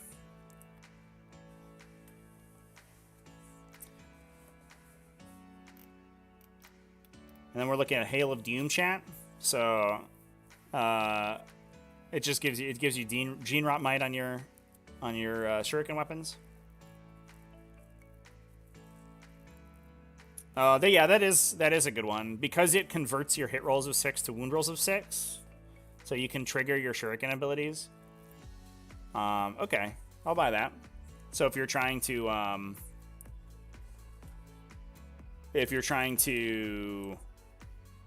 push those huge guardian bombs, that's also good. Yeah, I'd buy that. I'd buy that for sure. 6 to hit being AP3 and automatically wound is like pretty solid. And then you probably take, imagine you take expert crafters. Is that better than Ulthway though? I guess so. Well, maybe. I don't know. I guess it's competitive with it. I guess you could take Children of Canis melee attacks only, not range attacks. Damn.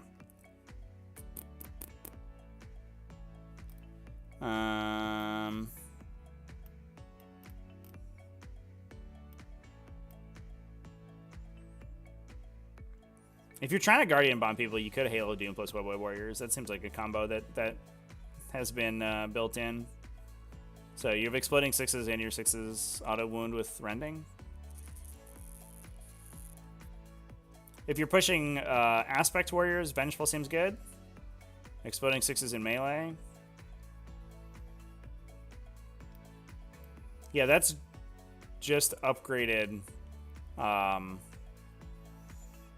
What is it? Not Born Heroes. The other one that Space Marines always take. Whirlwind of Rage. It's just better Whirlwind of Rage, right? Because it doesn't require you to charge. It's not first round of combat only. So that one's probably solid.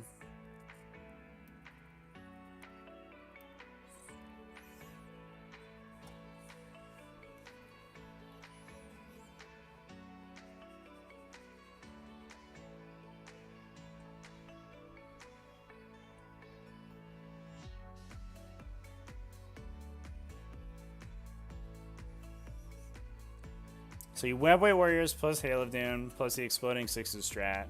There's no... I guess you can guide the unit, right? And then you fish for 6s.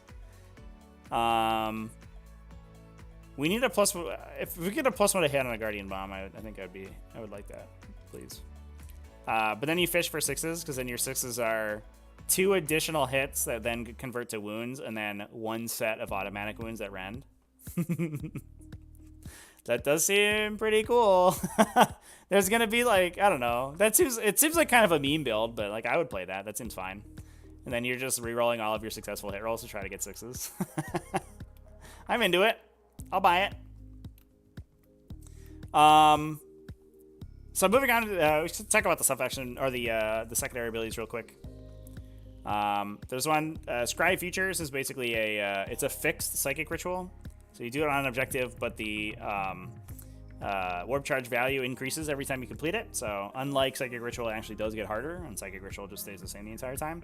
And every objective that you completed on over the course of the game, once per turn, you get 3 victory points. So you have to do it on different objectives, so it's much more difficult than Psychic Ritual.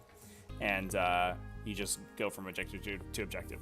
Probably not particularly playable, but at least they're getting better on their Warpcraft secondaries. It's not like an immediate 15 points.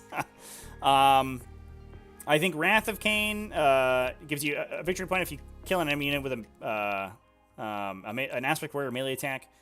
1 victory point if you kill an enemy unit with an Aspect Warrior ranged attack. 2 additional victory points if you do them with 2 separate Aspect Warriors. So it's potentially 4 victory points a turn. If you have a specifically Aspect Warrior themed army, we have a lot of Aspect Warriors and a lot of different varieties of Aspect Warriors. I think this is probably playable into an army that's relatively high model count, because you need to be killing 2 things a turn. The other one I think that people are pretty excited about is Hidden Path. So you basically either choose a webway gate in your army or an objective, both of which have to be 6 inches out of your deployment zone. If you have the webway gate, it just can't go within 6 inches of your deployment zone, full stop.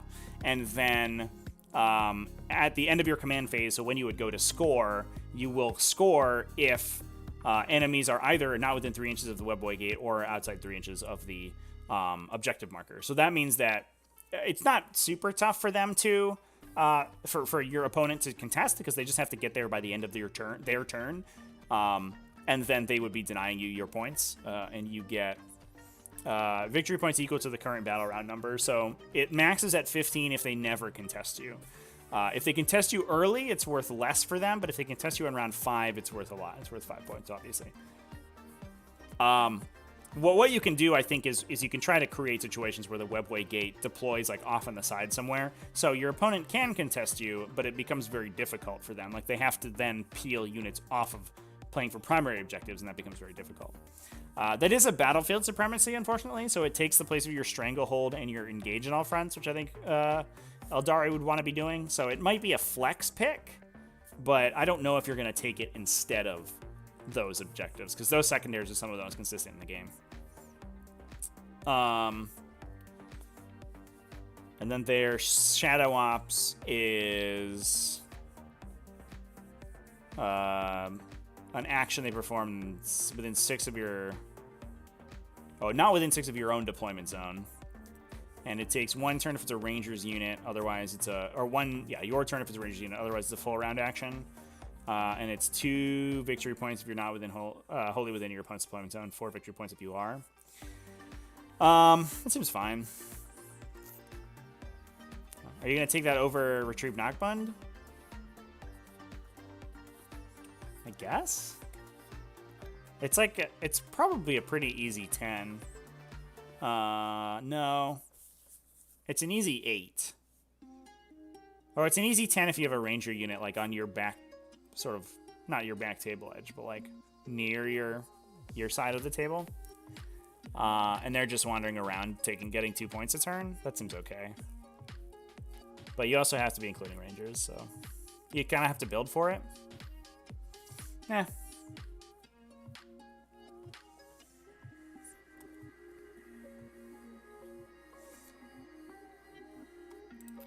Alright. So, I don't know. The faction secondary seem totally fine. The one I'm most interested in seeing is Wrath of Cain, I think. Hidden Path seems totally playable. But it's relatively easily denied by your opponent, especially if your opponent plays super cagey. But I guess, like, as an Eldar player, you have a bunch of indirect fire, so you can punish really cagey play. So maybe it's okay. So if your opponent, like, tries to engage really late game and then deny you on, like, 4 and 5, they can block 9 points on your secondary, which is potentially game ending. And that's the part I would be worried about. If somebody's just like, some idiot like runs a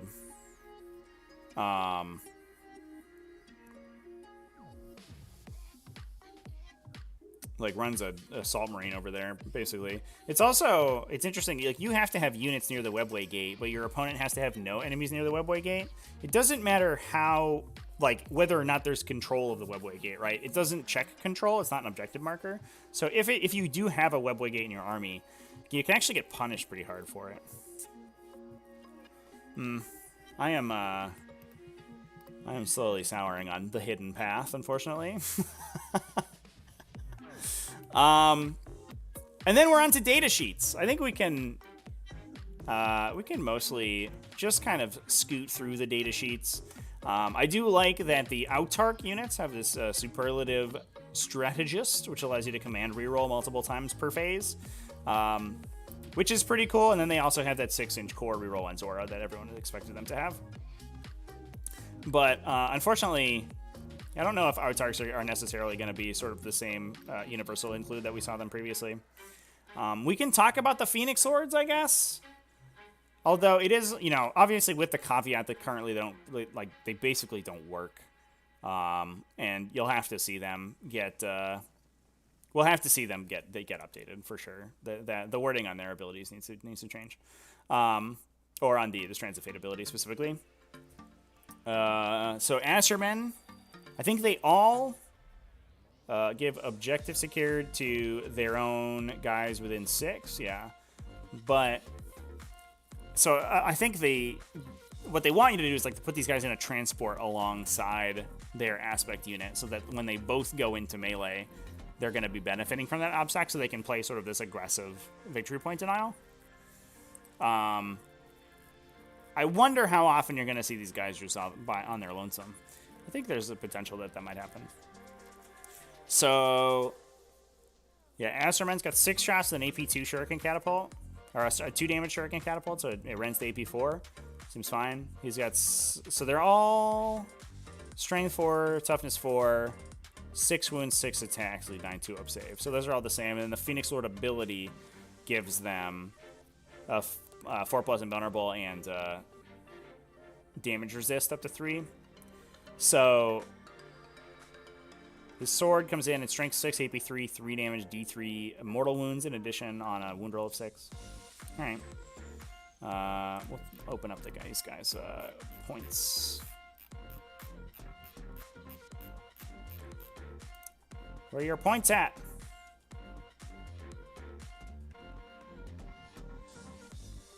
Got him. So for 150 points, yeah, I don't know if I super love that guy, especially since your Dire Avengers can just be getting obsec from their own ability instead of having to take an HQ for it. Yeah. I did like in the past that Azerman did have. Oh, he's a 3+ invulnerable save too. Hey, 3+ invulnerable saves coming back.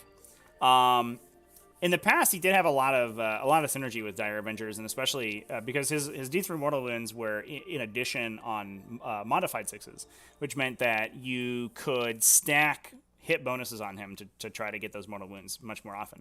And you can't do that anymore, so I think Azerman seems not very good. Behareth, pretty cool. He's a 4-shot Las Blaster with Gene Rot Might, 2 damage, AP2. And then he exploding 6s on his melee attack. He's also more he's less expensive, is that right? Behareth is 140. And then he battle focuses, or he redeploys when he consolidates or battle focuses.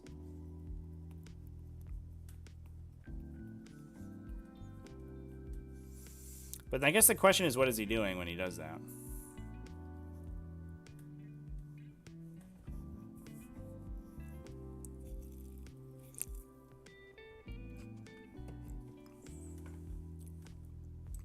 It's dumb for someone to say that they stop Strands of Fate. You're right. I agree. It is dumb that it works that way. But take that up with the people who wrote the rules. I'm just reading the rules here, man. I don't know what to tell you. He's also super expensive for not a lot of efficacy here. Karandras deals 2 mortal wounds on wound rolls of 6. All right, we're getting somewhere. I'm feeling good about that. His melee attack is either Strength 8, AP 4, 2 damage, or Strength 6, AP 2, 1 damage, but double attack, so 12. Okay, and he has Explode 6s all the time.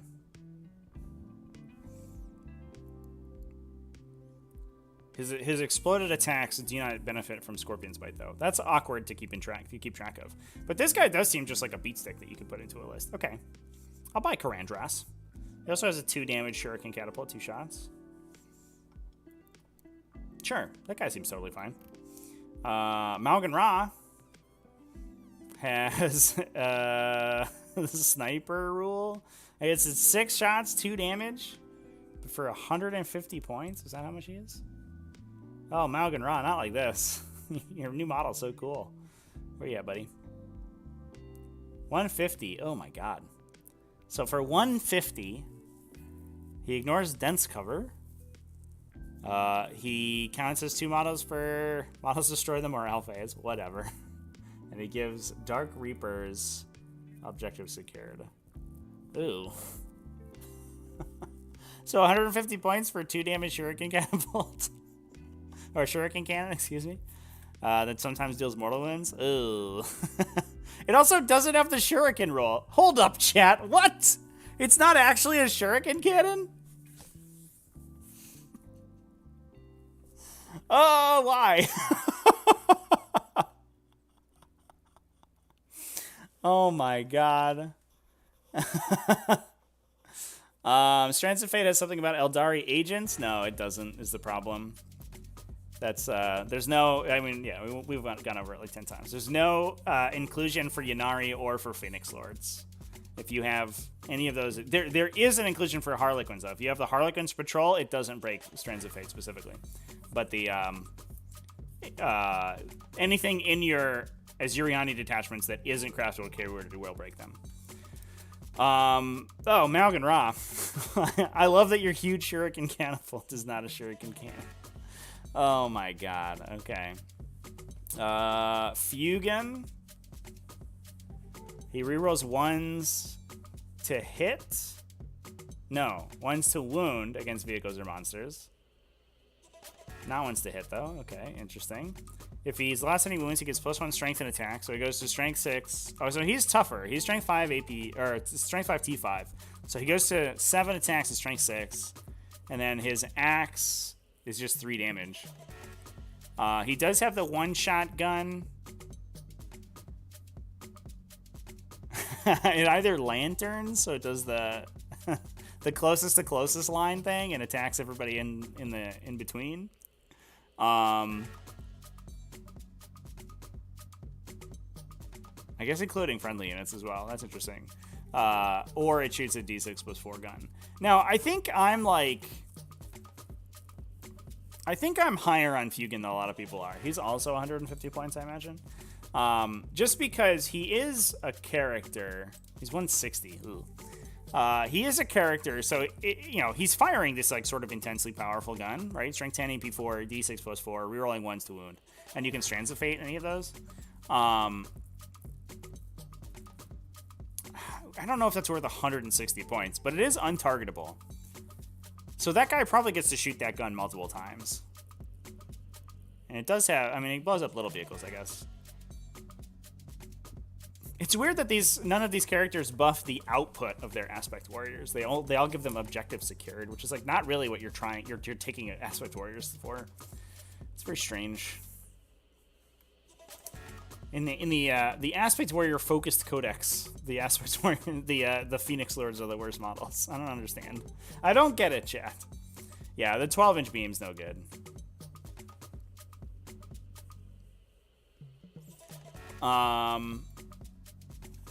Jane Czar coming in just the base profile. She's attacking. She's got a 6-shot gun, 12-inch range, strength 6, AP 3, 1 damage. Okay, or she's attacking 12 times at strength 6, AP 3, 1 damage, or 6 times strength 8, AP 3, 2 damage. She also has a Banshee Mask, so no Overwatch, no set to defend. and -1 attack, plus fight last. Jane Zard does seem playable. She seems okay. I think Howling Banshees are one of those units that you would want to have objective secured because they're so aggressive. So of the objective secured abilities, I think this is the best one. She can advance and charge. Her previous version used to charge like 18 inches. She just advanced and charges now? Okay. And she's -1 to hit. She doesn't have the +1 to wound ability, though, that the regular Howling Banshees do. So the regular Howling Banshees are often hitting at the same level as Jane's are, or better? I don't know. But Howling Banshees digging into your line and getting objective secured from Jane's Art does seem okay. So maybe she's fine. We'll skip some of the other special characters. I don't think I need to talk about Illic Nightspear. I also saw a distinct lack of Amelin Shadow Guide in this codex chat. It's a farce. What a garbage codex. No weird bow-legged Blackstone Fortress lady.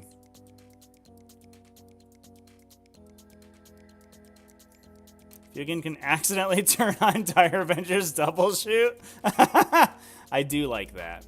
I do like that. That is cute. I was thinking about ways to kill your own Dire Avengers. I didn't put 2 and 2 together, though, for that one. That is a good one. So that you can turn on their double tap, yeah. And then I guess, like, you're playing Bilton and you like, full rerolls them and get a bunch of exploding 6s. All right, I'll buy it. You just have to have an enemy, like, nice enough to walk within 12 inches of you. And then between you and your Dire Avenger units, you can shoot them. Amazing. All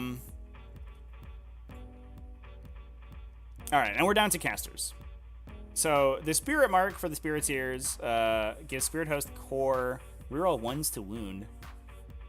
But I guess they are core, so they can get reroll hits elsewhere. It's a little bit funky, though. I sort of assumed it would be +1 to hit. And then otherwise, they are just 4 wound psychers. Pretty good. Eldrad, I know, is kind of a boss. He's a 4+ invulnerable save. He is perma transhuman. He's also toughness 4, hilariously.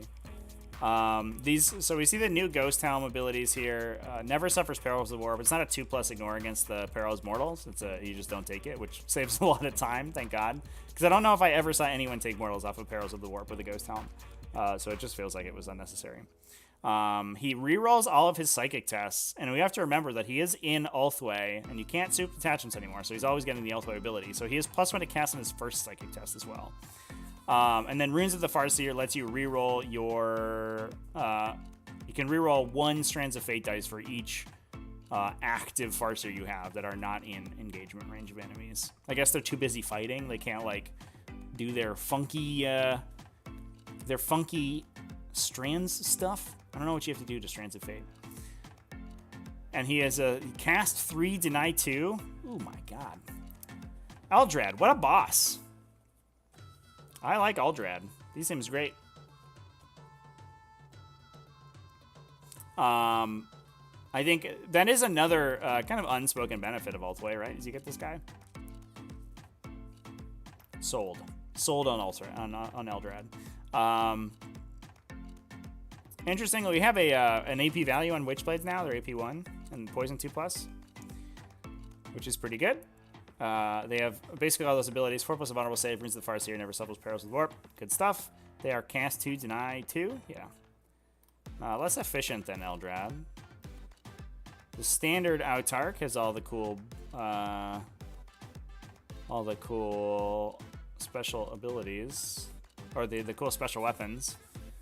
I wonder if you have a guy, I guess your artillery doesn't benefit anymore, right? The support weapon platform certainly wouldn't, right? Flyers, support weapon platforms, yeah, not core keyworded. So you no longer need the Autark to sit in the back and do stuff. So you wouldn't be taking like the Reaper Launcher guy. I guess just taking the Laser Lance guy if you need one seems fine. And then there's the Farseer Skyrunner, who is on a bike. Good stuff. All right. The Avatar of Cain, I think, is something that we have to talk about. Unfortunately for Mr. Avatar, I'm not sure that he's particularly good. He's 14 PL, so 280? 275, probably? Avatar of Cain.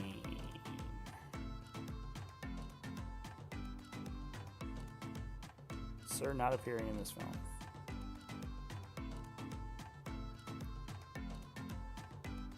What is his battlefield role? Is he Lord of War? No, HQ.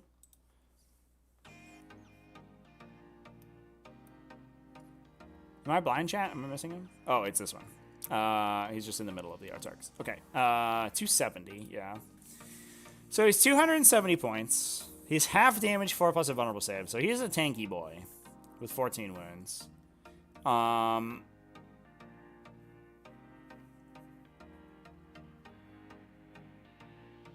He doesn't have a way to regenerate, unfortunately. So once he brackets in real life. But only his ballistic skill, movement, and attacks go down. And his movement only degrades by 1 inch per bracket. So the attacks is really what you're losing. He has a melt-a-gun in shooting, and then in melee, he's 7 attacks, strength 14, AP 5, D6 +2, or 14 attacks at top profile, strength 7, AP 2, 2 damage. I think the issue you're going to find is just that monster keyword on this guy. Not being able to go through walls means he's very ponderous to use. And I mean, he's gonna get boned by mortals. Like something big is gonna like blow him up. He's gonna take probably more than 270 points to shoot to shoot down in one turn. But I don't know. It's T8, I guess, is a good starting place. So a lot of guns are gonna have trouble actually one-rounding him. But even if he gets into somebody. He gives core reroll charges, but he's not core himself, so he doesn't benefit himself from that.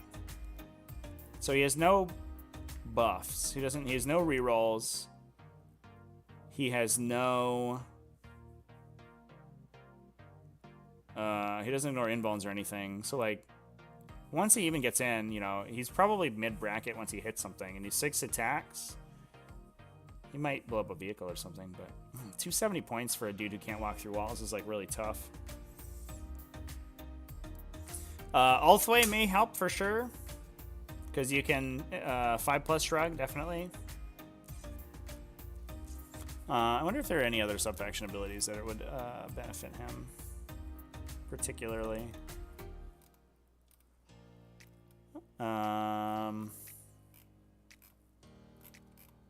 He has a 2+ save, which is pretty good. Because a lot of times what you just want to be doing is like dumping 1 damage attacks into him, but T8 2+ is pretty solid.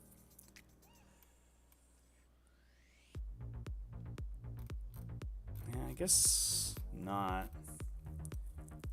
It is probably Ulthway. He's also got battle focus, which is kind of cute. So when he shoots his gun, he goes D6 extra inches. That's fun, I guess. He also advances and shoots the gun without penalty. And a base 10 move is probably okay. You can also, can you phantasm him, or is that core locked? If he's phantasmable, he's not. He can like he can just front and center if he goes first, and he hides if he goes second and plays like a counterpunch game. I wish he did something more supporty. Like I wish his gun was longer ranged, or he had like a good aura. But just ignoring like combat attrition is not good. Yeah, you can phantasm him. Okay. So you just like deploy him on the line and then hope to go first, basically. Is the play pattern, and then he just fights in the middle if he doesn't go if he goes first. If he doesn't go first, he probably just hides, because I think a lot of things will kill him.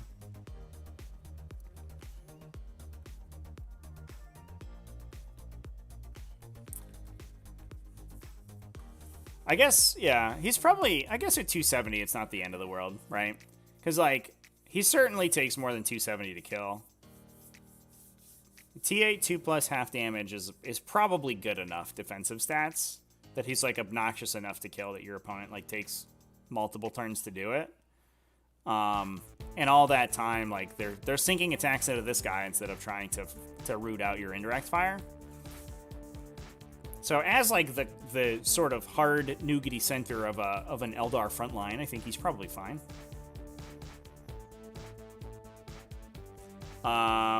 Yeah, you can't battle focus and charge, but if he's just running around the table shooting people, I think it's okay. He's also not charging if he's 12 inches away from you, right? Like, because he's gonna fail.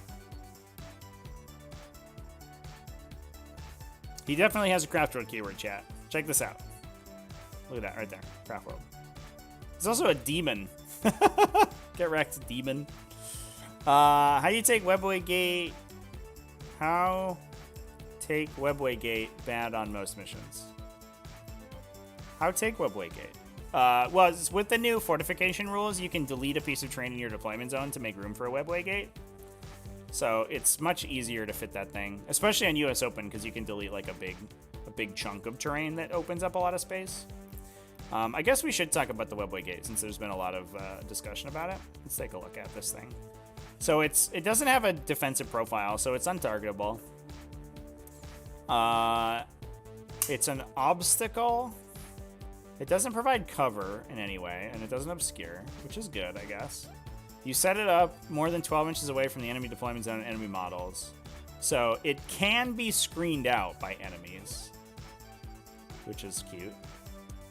Makes that pre-game the attacker defender role a little bit more important, so you can try to screen it with like infiltrators or something similar. And then both arches are set up within 3 inches of each other. You can arrive from strategic reserve wholly within 6 inches of both webway arches. It can be set up within 9 of enemy models, can be set up within engagement range of enemy models, and counts as having charged.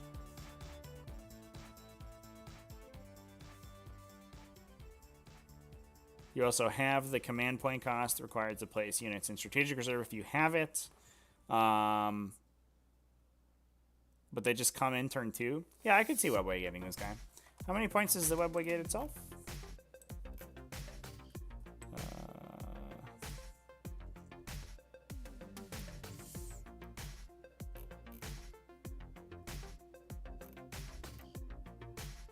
$80. And I think even as a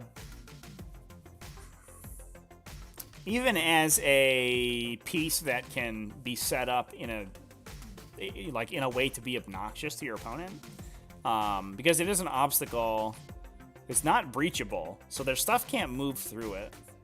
You have to move around. Oh, it does give light cover, and it's inspiring. Ooh, adorable. But it's not breachable. Stuff has to go around it, so you can really like fight with armies with big bases. So like Knights, Crusher Stampede, all that stuff is going to get kind of owned by Webway Gate. And even for those situations, it's probably worth taking. But then also being able to dump out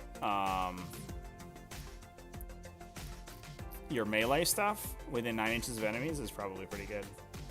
So yeah, I'll buy that. And he only counts as 7 power for bringing out a strategic reserve, so what does that CP cost? Actually, can you Phantasm into strategic reserve? I should have looked that up.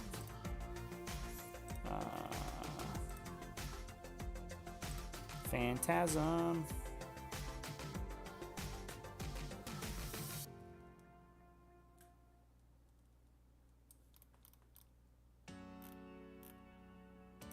Where are you at, Stratagems?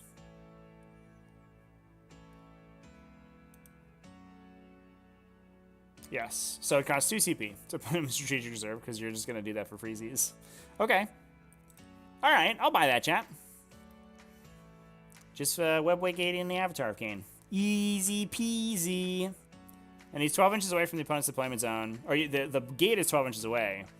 And he deploys wholly within 3 inches of the gate. Or 6 inches of the gate. So it's probably a 6-inch charge to whatever. At most. Assuming that they don't move up the table at all. Alright. That seems pretty solid. I'm into it.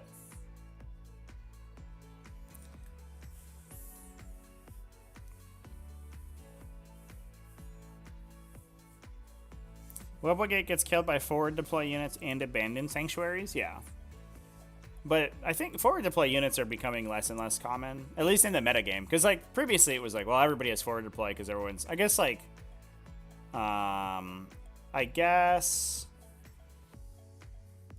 Tau play a lot of forward deploy, but that's about it, right? And Eldar will, clearly.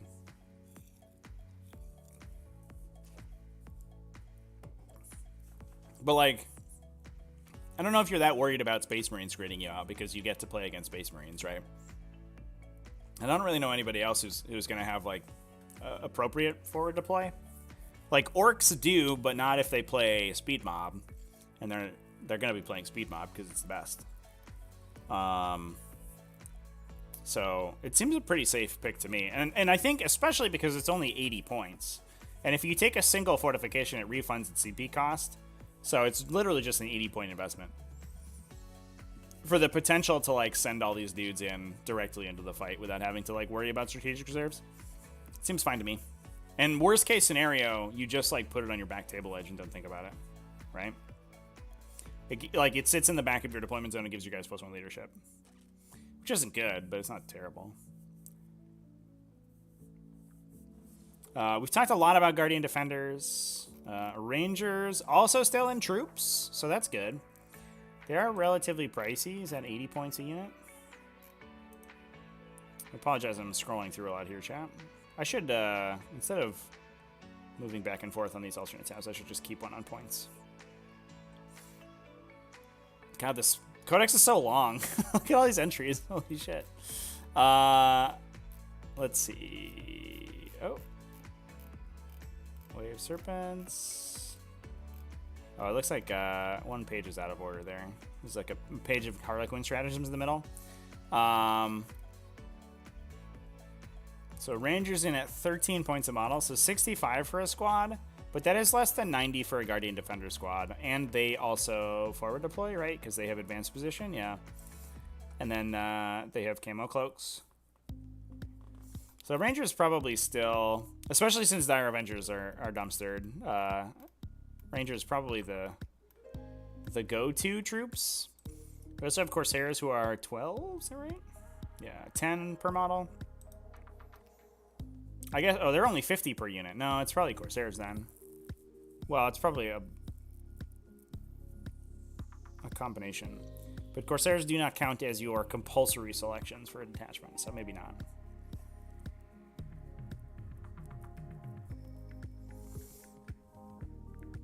Corsairs mostly just seem very cool.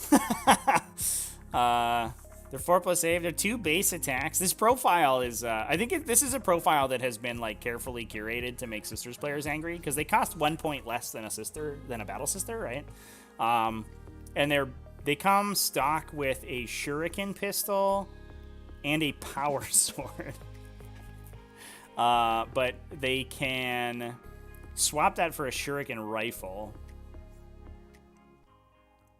So in the direct comparison, like, they just have a better gun than Sisters do because it's just a bolter with AP1 and the Shuriken roll, so it's just strictly better. They have +1. They trade 1 point of armor save for +1 move, +1 weapon skill. Gene Rot Might. They don't have battle focus though. It's important to keep in mind. And then a billion really cool upgrades. Sorry, Sisters of Battle. You're not very good. Sad.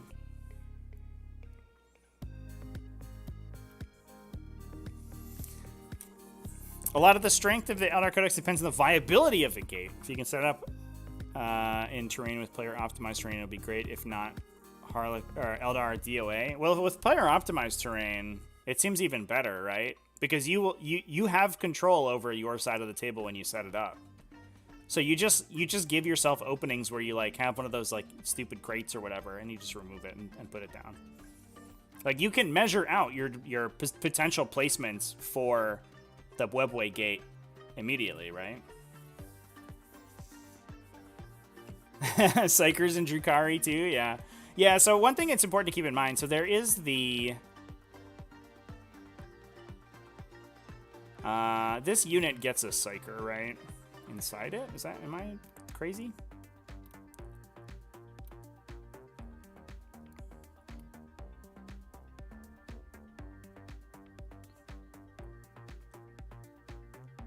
Oh, I thought that they did.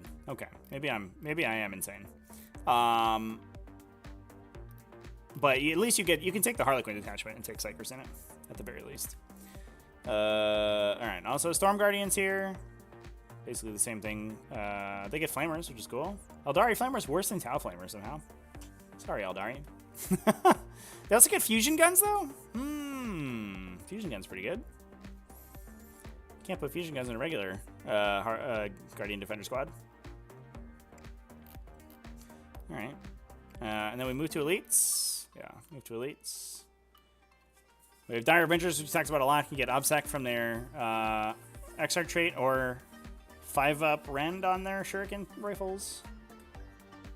Or Avenger Shuriken catapults. They do shoot 3 times a piece, so their rate of fire is pretty high.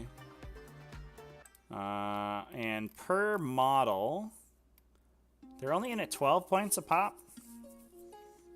So for mass fire, they're probably the best option that we have. They also don't fail actions when performing ranged attacks, which is good. Fire Dragons. This is probably the #1 thing that we want to be like deep striking in immediately, right? Either with the transports or with the Webway Gate. Although you can't Webway Gate turn 1, but you can transport drop turn 1. And they're just like Melta Guns always at Melta range at strength 9. So they don't have the classic Melta problem where their like damage profile's really good, but their strength's really middling. So oftentimes they wound on 4s. But they do reroll 1s to hit or 1s to wound against vehicles monsters. Although they are core keyworded, so we can give them rerolls elsewhere. All right, and take the super cool Fire Bike on the Exarch. Didn't his gun used to shoot either a flamer profile or a fusion profile? I think that was the previous version of his gun, right? Elite Corsairs get the Psyker and can get the +1 command point power. Oh, okay. Oh, that's must have been what I was thinking of, chat. And then I think Howling Banshees are kind of one of the standouts, right? So their base strength 3 attacks, but their sword is +1 strength, and they are +1 to wound on the charge. They can advance and charge, right? Yeah, they can advance and charge and are -1 to be hit on the turn that they charge. And they are only, what are we looking at? 14 points a model? 18 points a model. So they are expensive.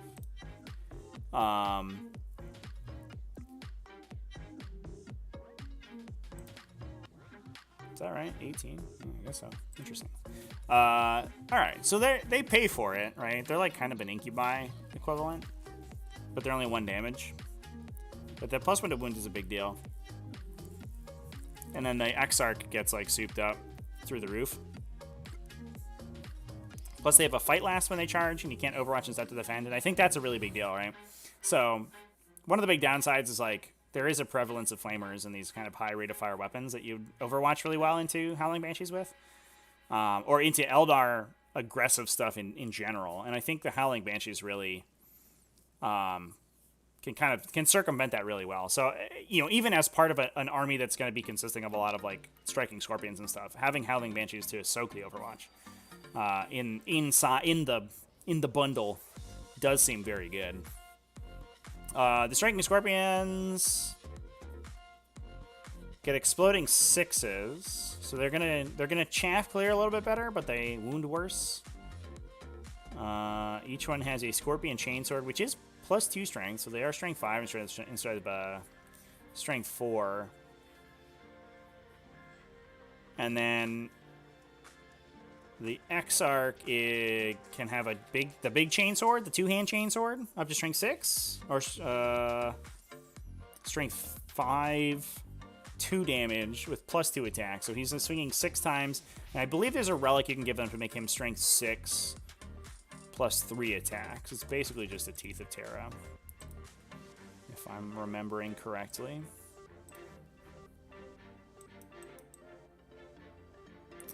I'm gonna do some flashies over here, chat, as we push up to the relic section.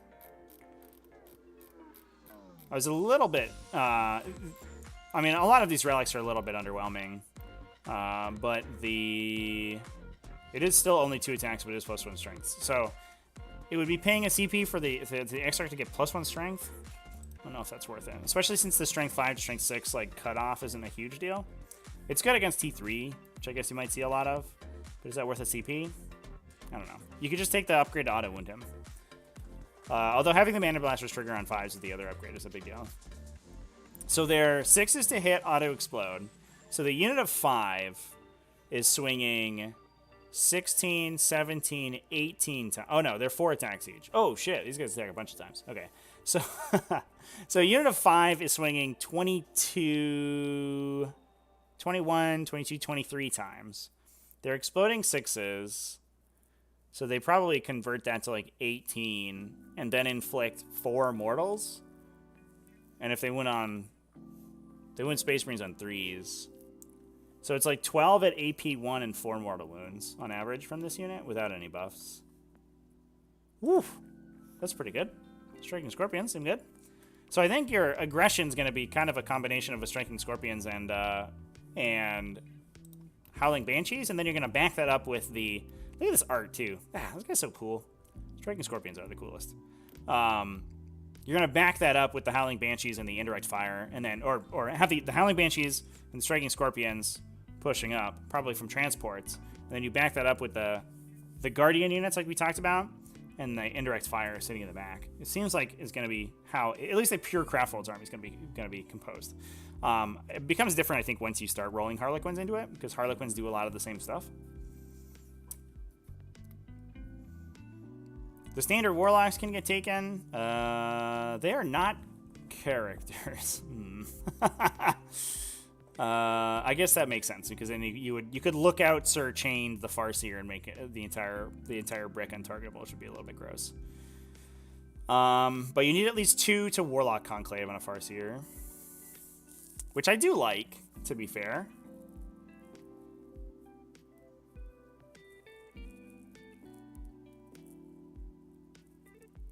They know 1 power unless they're 4 or more. I don't know if you're going to take 4.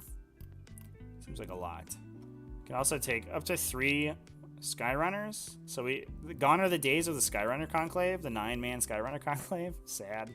Pour one out for that list. That list is pretty cool. Oh yeah, Fire Dragons from Falcons also? Yeah, I think that's probably fair. I think, yeah. Yeah, I don't hate the Fire Dragons as well. The Wraith units, so they did all get Wraithbone Form for -1 damage. They have access to that healing strat. They're T6, base 3 wounds with -1 damage.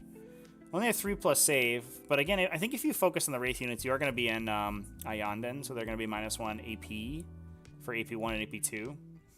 And then the Wraith Guard get access to potentially to battle focus from the Relic.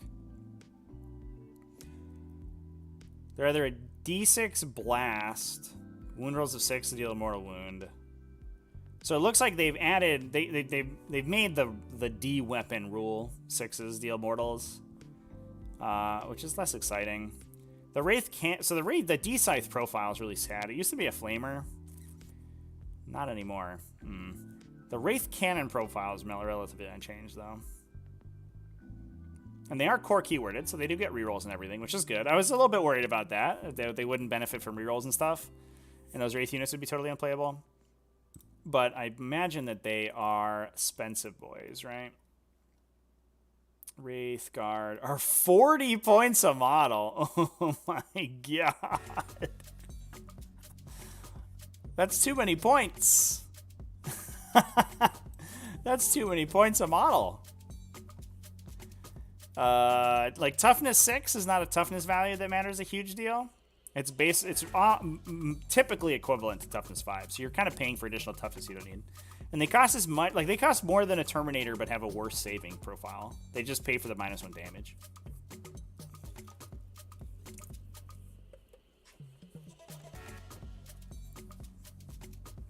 $40 points a model. Oh my god.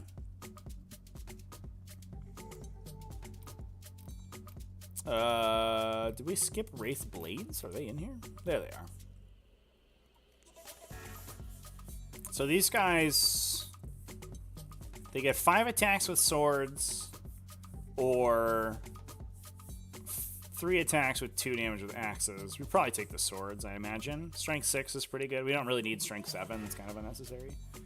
Oh, but they get a 4+ invulnerable save with the Force Shield. So -1 damage with a 4+ invuln?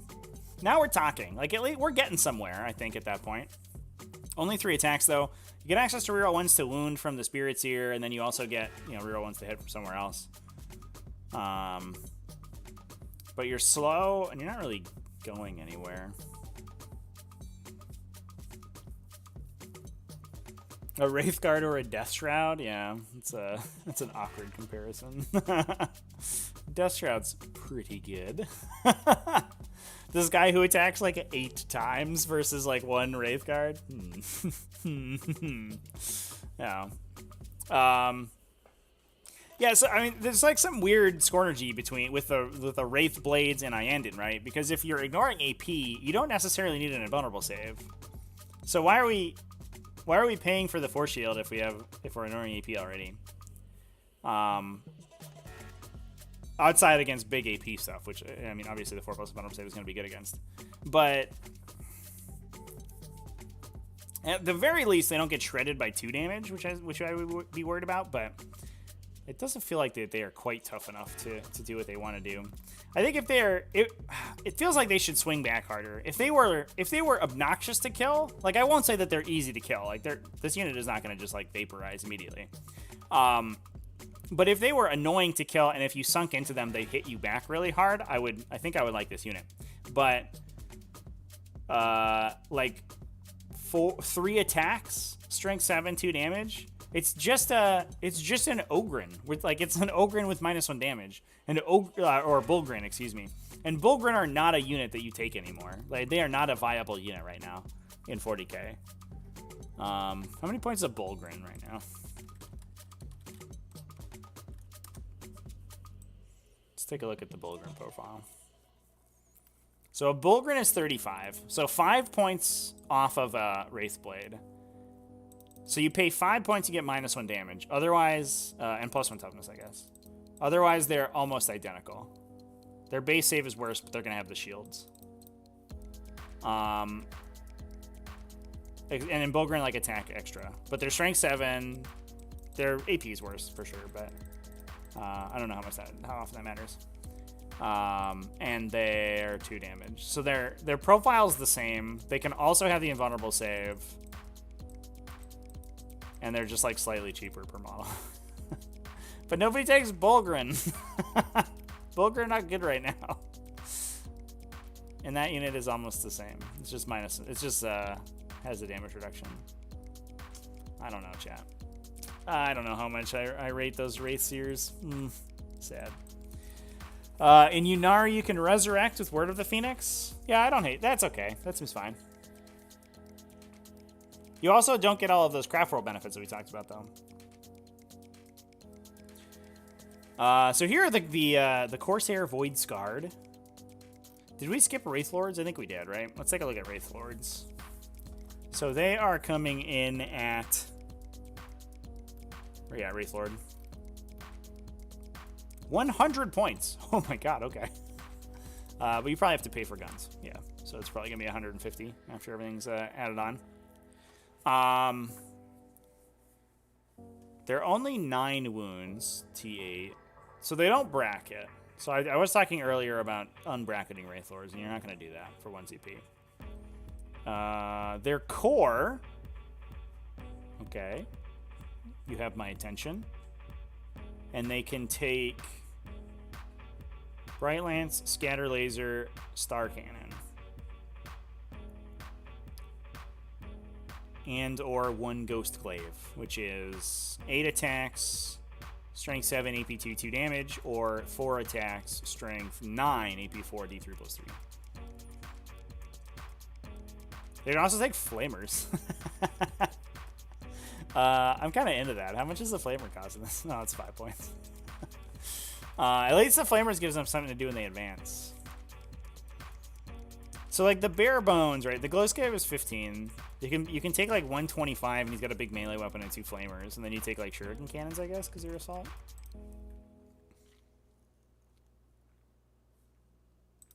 So that would be 145 for Wraith Lord. But they're just T8 box dreads.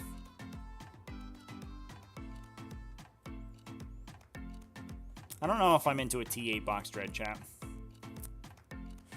I don't know if I'm sold. For a little bit more points. And like they can kit better for melee, but also it's only 4 attacks, yeah. There's probably better stuff you can be spending your points on. So here's the elite the elite Corsairs. If they contain a Wayseeker model, they get to say your keyword and can attempt to manifest 1 psychic power. It's also from the unit, which is interesting. Oh, you know, yeah, okay. So you measure and draw a line of sight from the Wayseeker, though. And you deny to the Wayseeker. So it's not like Thousand Suns where you deny like to anybody in the unit. Okay.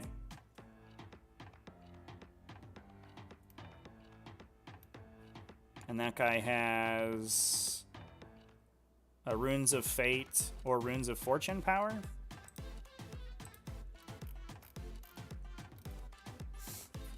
So he can know Guide, Doom, Fortune, but those are all... So you could take like Executioner or something, but you probably do that. Don't do that. These are mostly... gonna be keyed toward Azuriani. So if you're trying to take them out of faction, they're a little bit tougher, but you can just take that Fateful Divergence. Seems okay. Drukhari doesn't have a lot of CP regen, right? So having access to a CP regen psychic power seems good.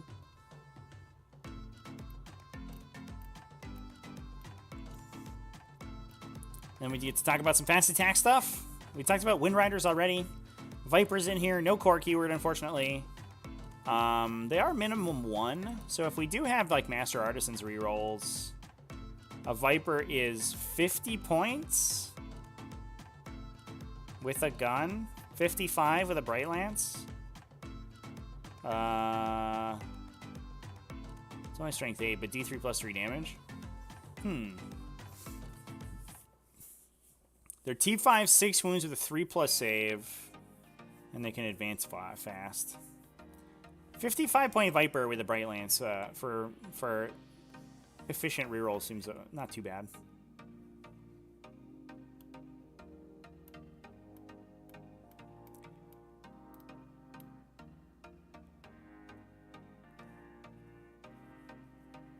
Are we saying Ynnari can't resurrect the Wraith units? Oh yeah, Word of the Phoenix is specifically non-Wraith construct. You're right, chat. That's sad. We've learned about a lot of combos that I got very excited about and then realized were illegal. That's been the story of this video so far. It's me learning that Eldar combos are much harder to come up with than I thought they were. That's a good call out, Max KO. So I think we should talk about Shroud Runners a little bit because they do give you access to that wire grenade stratagem. The Shroud Runners are 35 points a model, so it's 105 points for a unit of 3. It's pretty pricey. They are 3 wounds, but they only have 4+ save. Ooh, ooh boy. Oh no. Fortunately, they are biker keyworded. They're not infantry, so their heavy weapons aren't going to take penalties. And they have 1 long rifle, 1 scatter laser. They're locked into a scatter laser, which is interesting. They also get light cover as if they're infantry, and get +1 to the save while receiving the benefits of cover. Wow, okay. So they are a 4+ save, but that really means they're in a 2+ save, because they're always going to be like towing terrain, right? So they're actually not the easiest thing to kill. They don't have forward deploy, unfortunately, but the start of the first battle round, they do make a pregame move up to 9. Oh no, just normal move. Oh shit, so they move 16. They just can't be within 9 of enemies. And then they give ignore cover to long rifles within 12. Yeah, nobody cares about that. I think... I wish this unit had a better gun. I mean, having a bunch of scatter lasers is fine, right? But I think this unit is playable, especially for the wire weave grenade.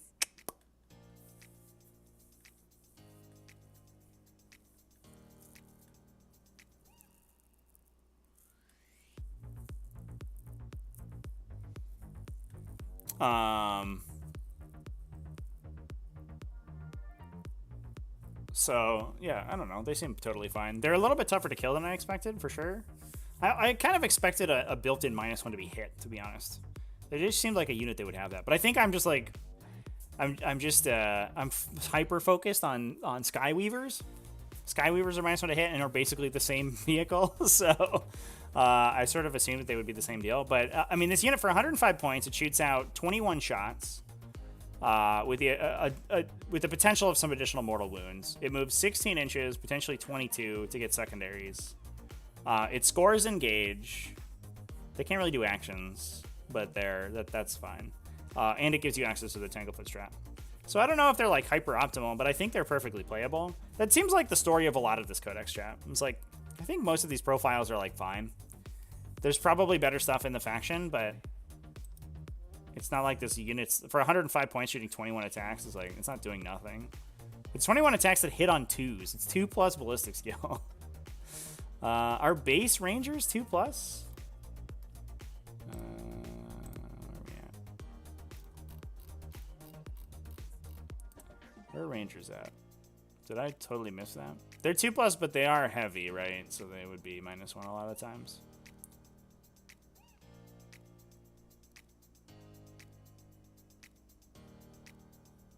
Come back, Rangers. Where'd you go? There you go. They are basic base BS2. Okay. I don't hate that. It seems okay. Rangers are good if you can roll 2 5+s on your strands, or 2 5s on your strands. So you can just plow somebody for a bunch of automatic mortal wounds. That does sound good. The problem is that they don't compare to Wind Riders. Well, I mean, it's a different unit, right? Like, you're not taking units of 9 Shroud Runners. You're taking 1 unit of 3, probably, maybe. And I think a lot of it is just to unlock the -D3 charge grenade.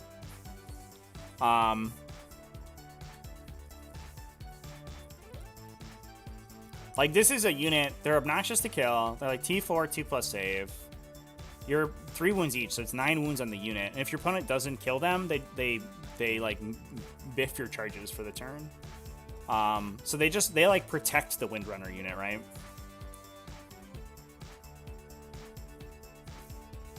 Plus they smite you. I think it's all about that like little wire weave grenade, in my opinion, 100%. Yeah, but yeah, again, like I don't know if this is like the most optimal, like hyper optimal thing ever, but I do think it is fine. Yeah, that grenade strat's super good.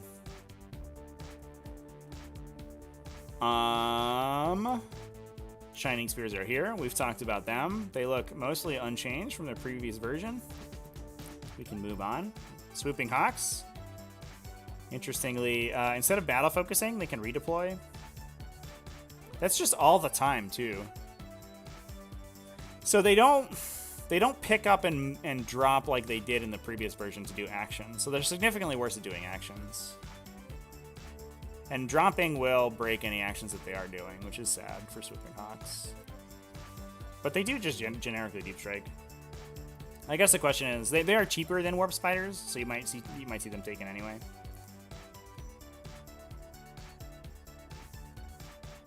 We got Warp Spiders. Their guns went to D6 Blast, AP2 base.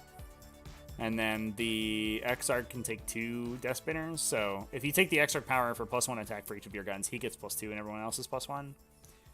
So it would be, out of a unit of 5, it would be 5d6 + 6 attacks out of that unit. That is a badass unit, chat, at AP2.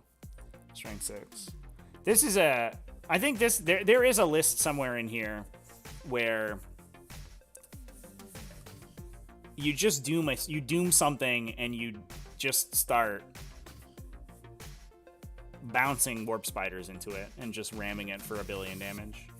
Because like we're talking about Guardian Bombs for 200 points that shoot 40 times, right? And this Warp Spider unit, the Warp Spider unit with this Exarch upgrade is +2 strength. It doesn't rend, obviously, and it doesn't get like the +1 to hit stratagem.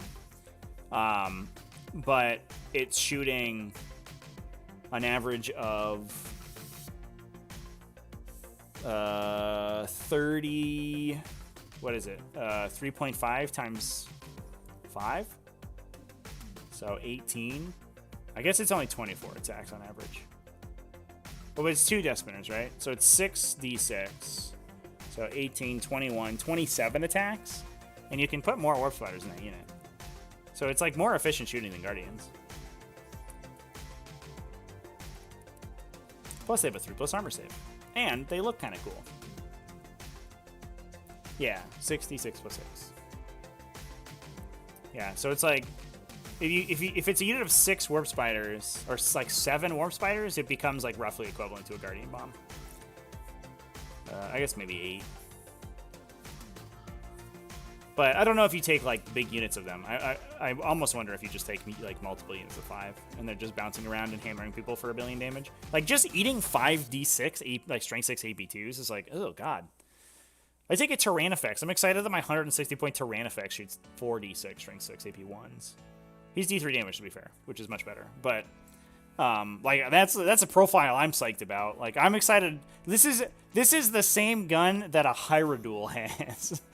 He has to roll to hit, to be fair, but he's only shooting 3d6 and they're shooting 5d6 and hitting on 3s. So like this unit shoots as hard as a Hierodule for like what are they, like 90 points? Where you at? Where you at, Warp Spiders? 20 points a model. Oh, they're 100 points. Okay, so I guess that is relatively pricey for this unit. But this does seem pretty good.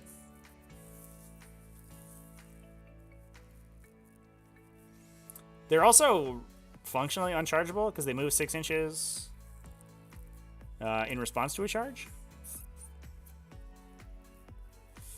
Yeah, I'm liking Warp Spiders, chat. I'm liking those Warp Spiders. They seem good.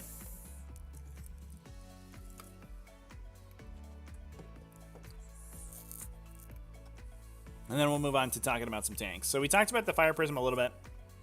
It shoots, when it links fires, it shoots the Focused Lance. So if you have the triple Fire Prism, which is coming out to be pretty pricey, I think. Where are you at, Fire Prisms? There it is. 160 with no upgrades. He can ignore modifiers to hit, double wounds for bracketing, +3 inches of movement. I don't know if we need +3 inches of movement on a move 16 vehicle, to be fair. Or once per battle, you can have battle focus. Yeah, I don't know how good battle focus is. Like even a 6 on battle focus doesn't move you your like full hull. I think it might move you. They might be 5 inches laterally. So it doesn't like you could peek out of cover and then jump back in cover a little bit, but you can't hop behind a wall with their battle focus because it's too short. Plus, with the movement reduction, it would be brutal. That might be fine for a once per game. Ignoring modifiers to hit's so good though. I want both. I just want both of those. Can you take both? No. Oh, one of each. Yes, you can.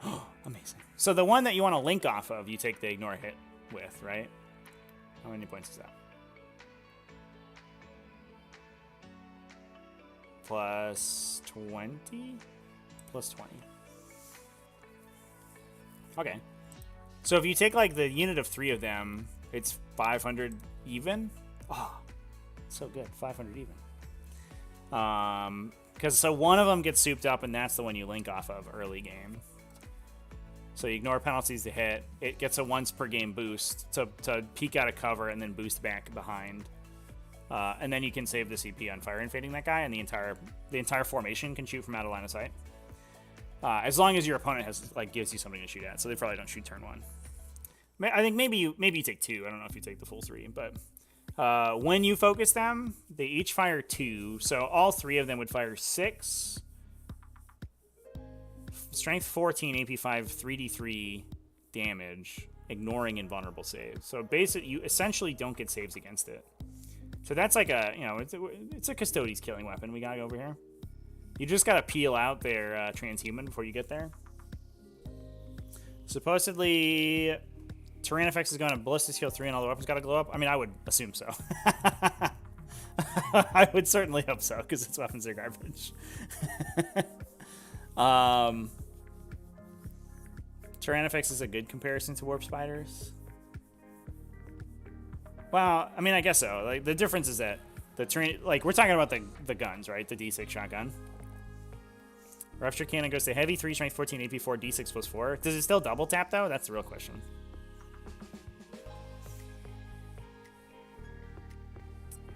That does sound like a good profile if you ever get to shoot it, which I think is the question mark.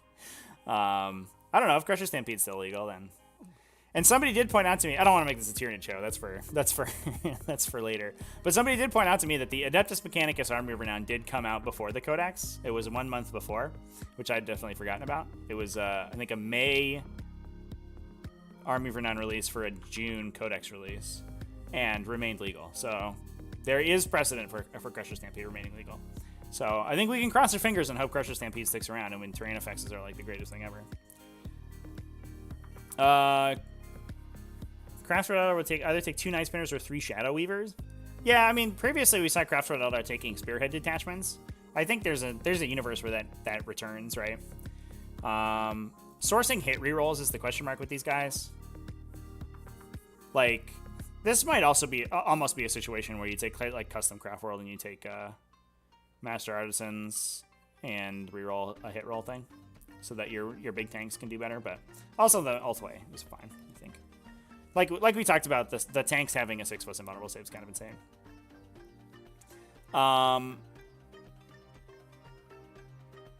I appreciate that their dispersed gun went to 3d 3/2 damage, so they're very good against 2 damage or 2 wound infantry. Yeah, these things seem very good.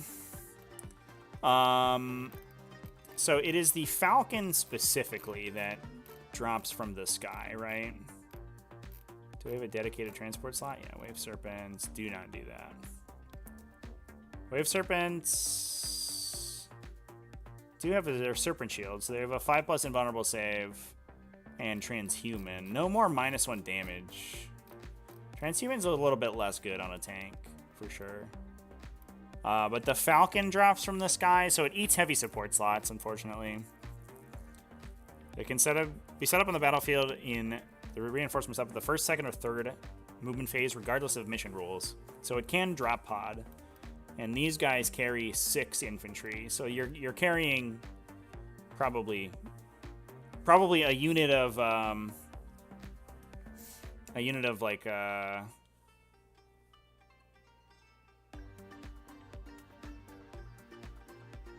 it's probably just fusion or fire dragons, right?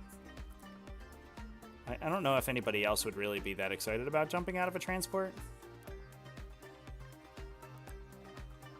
It is end of movement phase, and then they disembark, so you can do actions when you pop out of this thing. So I wonder if that's like a consideration. If you have like Dire Avengers inside the Falcon, you can deep strike it turn 1, and they can like retrieve knockwound data in your opponent's quarter and then shoot you. That's kind of sick.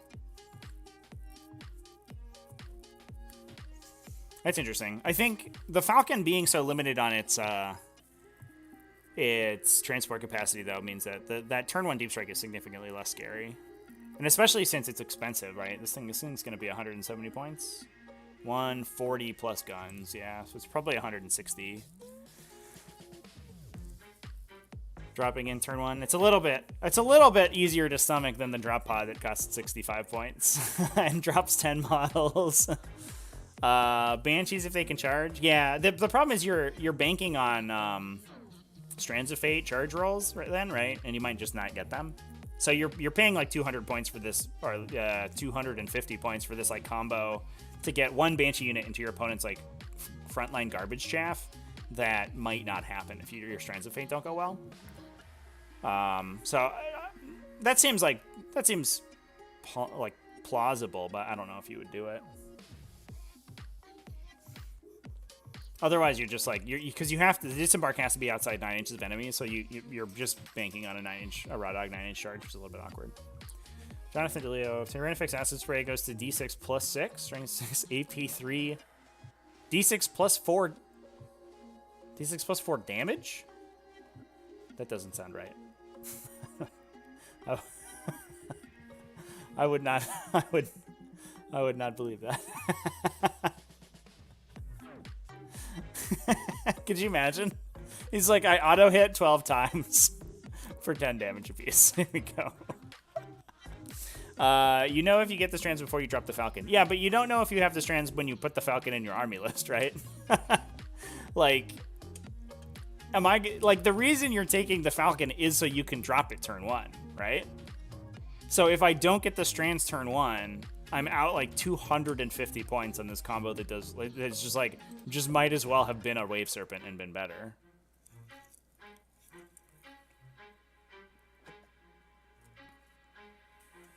With Fugan and 5 Fire Dragons, you may be able to kill 3 vehicles? I mean, yeah, sure. I think the questionable part, yeah, I wonder what the best inclusion inside this thing is. Fugan might be good, but I'm worried, like, if everyone's excited about dropping Fire Dragons in, like, their range is just not good, right? They only shoot 12. So all your opponent has to do is screen back 3 inches, and then the Fire Dragons can't shoot you. Obviously, that's a unit that you're probably okay with dropping later on in the game, and I think that's fine. But this is, like, a Falcon is also not that hard to screen. That thing's like 6 inches long. It's huge. So I don't know what, like, plus, like, once you put Fugan in that thing, right, that whole combo is like like 500 points. You're putting 160 on a tank and then like 100 on a unit of Fire Dragons. I guess it's 400 points, like 420 or something. Meme number. Let's do it. We just put Fugan in the webway, chat. It's easy. We'll get there. I don't know if you necessarily want Fugan in melee, because you want him to be shooting his gun every turn. Although his melee profile is sick, so I wouldn't be opposed to him being in melee for sure. Fire Dragons have an Exarch Power for extra 4 inches of range. I guess that's fine then. Like, yeah, but it's still 16 inches, right? It's like a unit that has a very particular target profile, and your opponent like knows the thing's coming. So they, like, even 16 inches they can screen out, even 18 inches they can screen out. Even farther than that, like if you're 18 plus, I think your turn 1 drops are pretty strong. But if you're below that, the screening is not that hard. Like putting your unit on the line and then putting your other unit like either behind line of sight such that you've screened out the potential drops that can get line of sight, so you can be pretty far up and it doesn't matter, or you're just 9 inches behind. That's totally fine. And especially with the number of redeploys you have in the game now, you can just not get hit by a turn 1. And then like this Falcon's just kind of chilling. And I mean, to be fair, the Falcon can drop later, and I think it's okay. Like the Falcon itself does also shoot good, because it has a pulse laser. So it's 2 shots, strength 9, AP 3, D3 plus 3. Damn, dude, pulse lasers are sick. Remember when those used to be 3 damage? That's pretty good. And then a twin shuriken catapult? Yeah, okay. All right. Calm down, Falcon. Calm down with this D3 plus 3 garbage. And is that baked in, too? Oh, the pulse laser is baked in, so it's only 140. All right. I don't hate this as much. Pulse laser, good.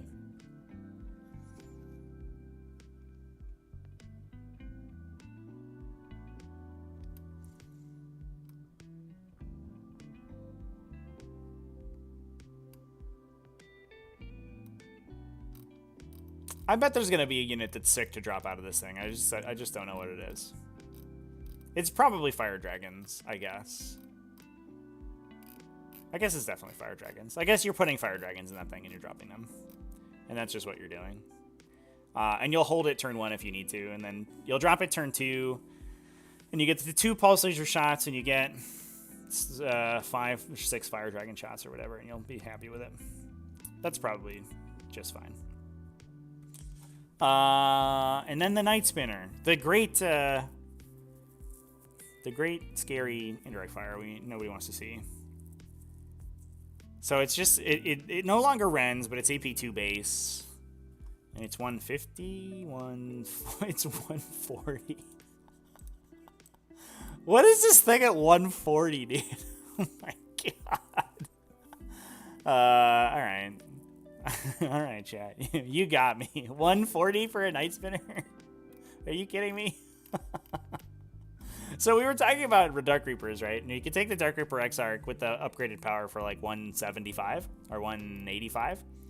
For 45 points less, you just get a whole Night Spinner.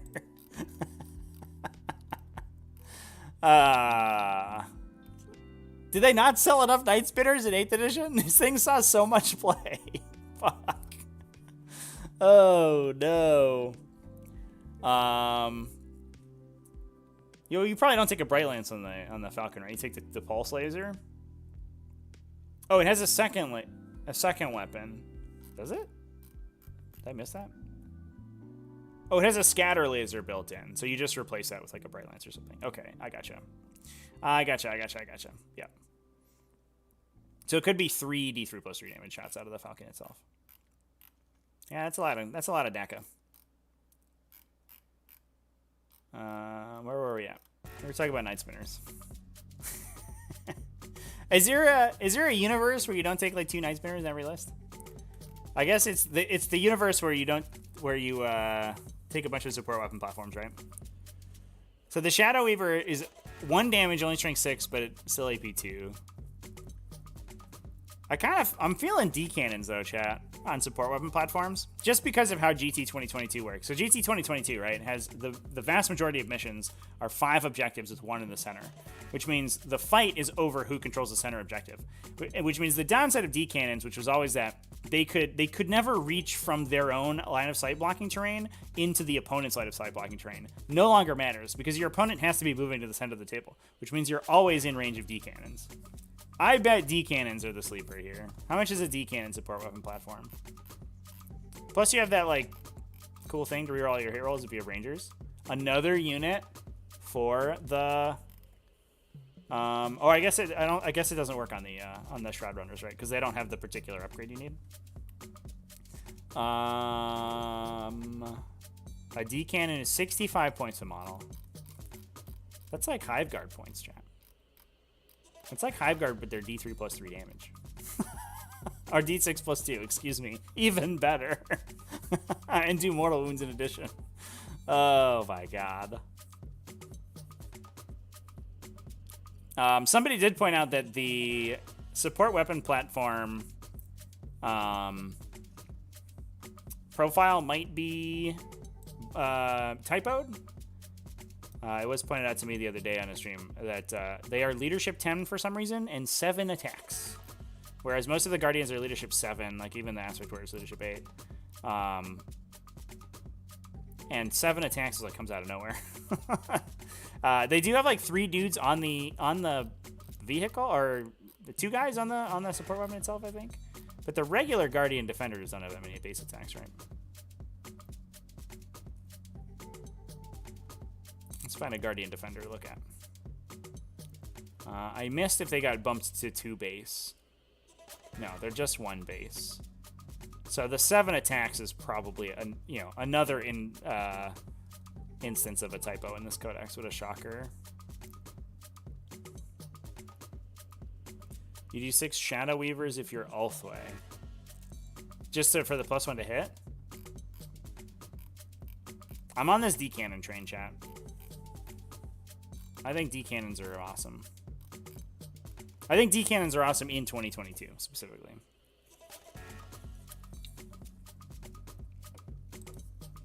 Well, mech guns have 6 because they have 5 grots on them, right? The support weapon platform has like 2 Guardians. But it's also leadership 10. Why is it leadership 10? Somebody pointed out that what they probably did is because these are the two lined up stats of an avatar of Kane. They probably just copy-pasted the Avatar of Cain profile and edited it and forgot to change those two. Which is very embarrassing if that's the case. But, yeah, I don't know. That's basically what has been happening.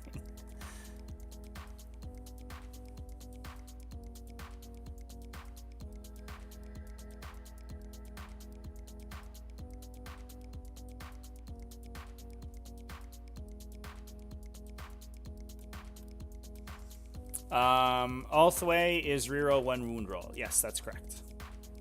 So, but Althway, so the Althway synergy is that the unit can get +1 to hit from the Althway stratagem because it's Guardian keyworded, which is what chat pointed out to me earlier, which seems super good, and I appreciate that. That's awesome. Harlequin troops missing core has to be a typo. Yeah, that's another one. Like I said, chat, this codex is a garbage fire. There's so many mistakes, it's insane. All right, so I mean we're going on super duper long here. So I think we'll close out talking about the remainder of the Craftworld stuff. We may tackle Harlequins another day, but I think this has been a pretty good review, and I appreciate everyone in chat setting me straight on some of these wombo combos. It has been a lot of me getting excited about a combo and then the combo being proven illegal. But, you know, it is what it is. So, we'll close out on Craftworlds here, and then we'll go ahead and sign out for this one. So we have the aircraft. Not a lot of changes to Crimson Hunters. +1 attack against flyers. Okay, cool. Is Crimson Hunter Exarch an option? Nope, I guess Crimson Hunters are just their own thing. Okay, cool. But you can Crimson Hunter Exarch them, they go to Ballistic Skill 2. And reroll wounds against flyers. Reroll wounds against flyers is relevant right now, but they're going to be expensive. And their low attack volume, you usually want high volume of attacks on aircraft, so you can get at like support pieces that are hiding behind line of sight. Although I guess you don't necessarily need that if you have indirect fire, so having a plane with a bunch of laser cannons on it seems fine. The Hemlock Wraith Fighter seems totally sad. Its gun no longer auto hits and fires D6 instead of D3. It's only 2 damage. That's not very good. Why is it so expensive too? It's 11 power level, so it's like 200 points. Boop. It pays for the psychic power, right? You can cast one, deny one. But in order to manifest psychic powers, it has to get within 18, which is where airplanes tend to die. So this, yeah, it seems not good.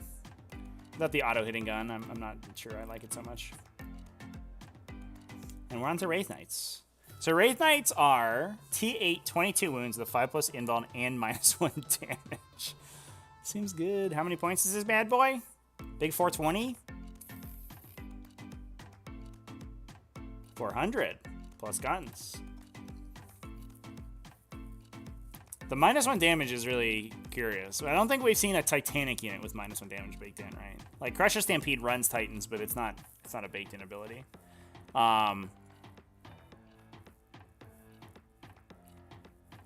He can fall back and charge, and he's Titanic, so he can fall back and shoot for sure. He can move over models. He can move over, non-monster vehicle. Just like normal.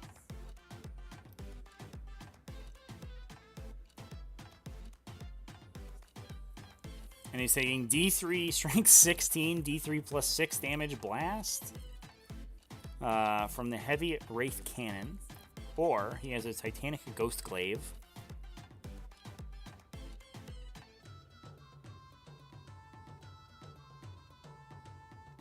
Which is... He's only 5 attacks, but he can swing for 6 damage or 15 at strength 8, 2 damage. That seems good. And then he can also take a Sun Cannon, 2d6 strength 8, AP3 blast. That one's less exciting.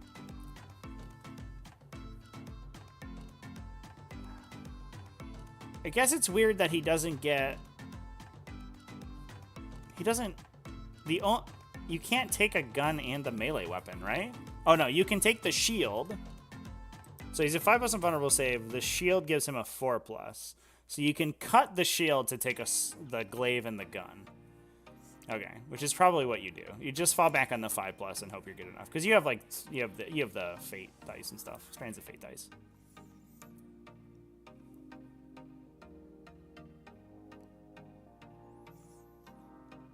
You can webway the Raid Knight in. That is sick. I'm into it.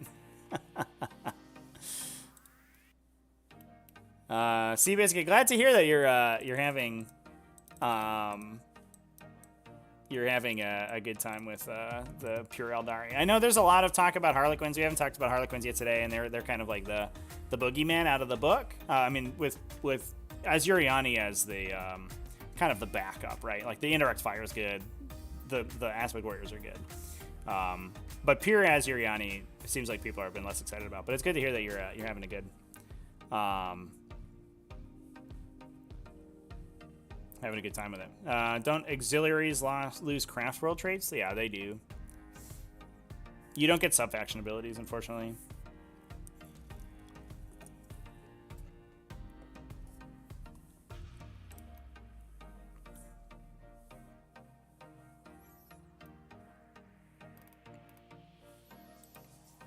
So yeah.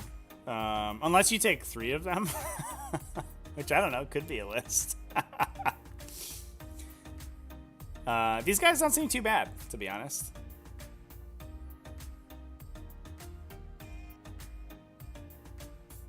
He can take 2 sub guns, so we can take sets of scatter lasers to like clear infantry. Plus, he attacks 15 times in melee. And you can spirit sear them for reroll 1s to wound. Is that right? Or is that target core only? I bet it's core only, because it's stupid. Spirits here, where are you at? Oh no, core only. Damn it. And I think the Ienden stuff is generally core only as well, right? So there's like it's like basically no synergies we can build with this dude. Okay, so it targets Spirit Host, which this guy is keyworded for. So if you take the Citronome, then you can give him +1 attack. Whatever. I mean, it's +3 attacks if you take the 2 damage melee swing.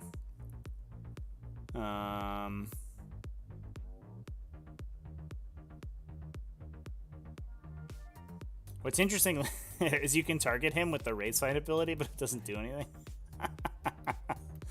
Cool. Thanks, Ian, and you're the best. Incredible. I guess we're just doing psychic powers on these guys, right? The psychic powers don't have restrictions. You can't guide him. Oh no, the Doom is also core keys restricted too. No! We've been foiled again, chat. Yeah, there's like nothing you can do with this dude. He just wanders around. Does his own thing. He's just fighting. You can for 2 CP heal him for D3 or maybe 3 if you have a spirits here. So you can unbracket him if you need.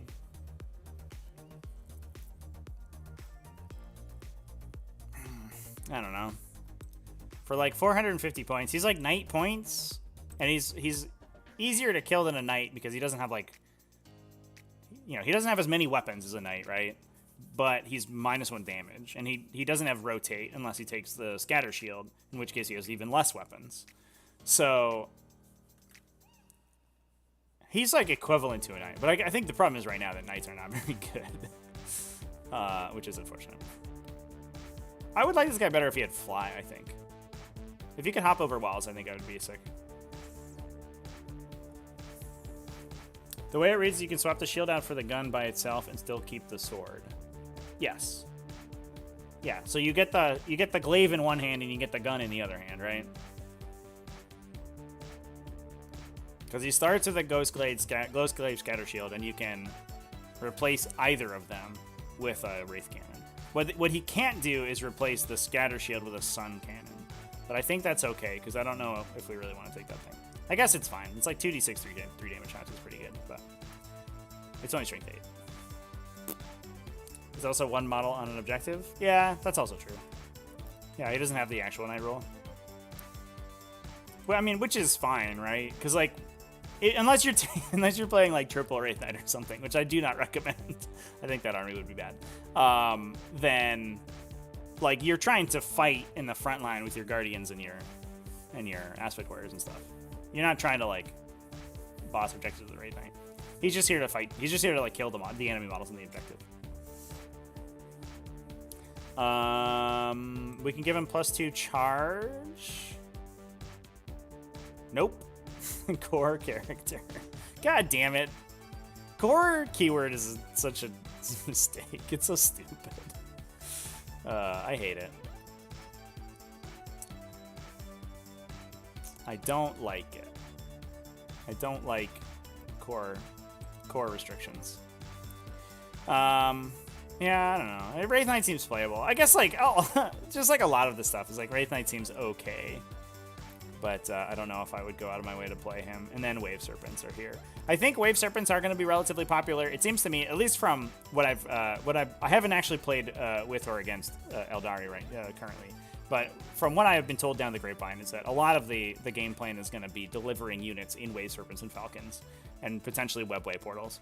And using, it's essentially a Drukhari game plan. You get backline shooting, and then a lot of the stuff is like Aspect Warriors and Harlequin troops and stuff like that in these transports, whether it's Star Weavers or Falcons or Wave Serpents, and they move up the table, and then they disembark turn 2 and they charge.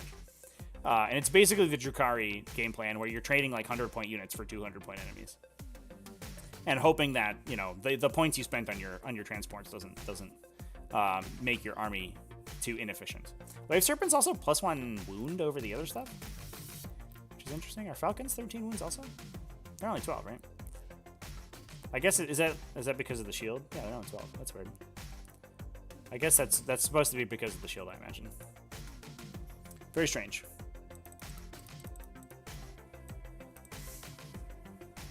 Seabiscuit, the only two really broken Aeldari things I found are the Strands of Fate Dice and Eldritch Storm. Is Eldritch Storm actually that broken? It kind of, it feels like it kind of requires your opponent to cooperate with you a little bit. Because you have a tough time hitting it turn 1, right? At least on like a lot of models. Otherwise it eats an entire Farseer's cast, and you hit like 2 things. Because I guess like if you go first, right, top 1, you Phantasm to the front of your deployment zone, and then Eldritch Storm the front of their deployment zone, and then you hit 6 inches back into it. So your opponent has to be like on the line within that like 6-inch semicircle. So they basically have to be clustered in this little thing, which I guess they probably would be if it's like US Open.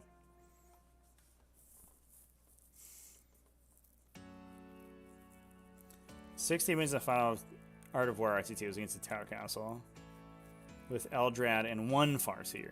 It wasn't 7 Farseers? I've been misled." Was it turn 1, chat, or turn 2? And also, I mean, let's be fair, it's Tau, right? Like, who cares? Realistically, the Tau Castle should have taken less mortal wounds because Tau should be bumped up like 20% in points cost, and they would have less units in their army, and then they wouldn't have to deal with that big of a mortal wound bomb. So it would be fine. Yeah, so we'll talk about it. We talked about it a little bit when we went over stratagems, chat. But Eldritch Storm is a stratagem. It costs 3 CP. You use it in your command phase. You pick a point within 24 inches of a Farseer, and then you get access to a psychic action where your Farseers can pump up the psychic action, basically.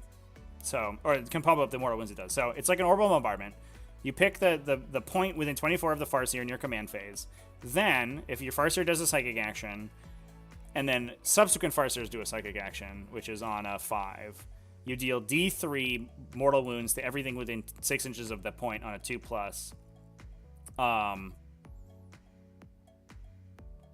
+1 for each Farseer. So the first one would be D3 +1. The second one that does it would make the entire thing D3 +2. The third one that does it would make it D3 +3, etc., etc., etc.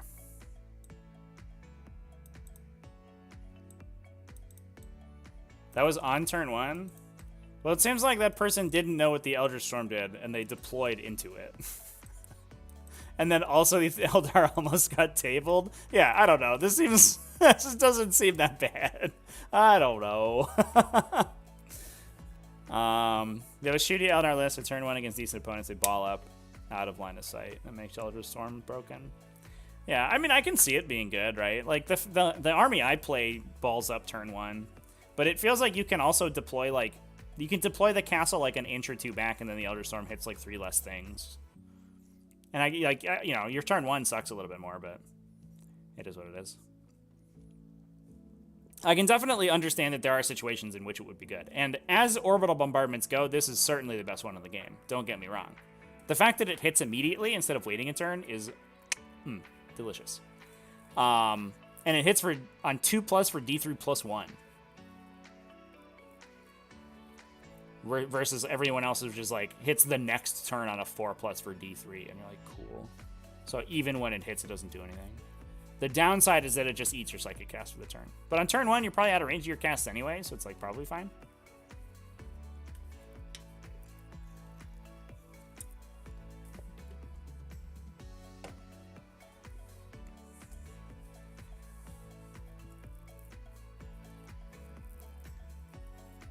But so at the end of the day, chat, it sounds like Aeldari pulled off a cool Eldritch Storm and then lost. So I don't know if that's particularly the example that we want to point at to, of Eldritch Storm being broken.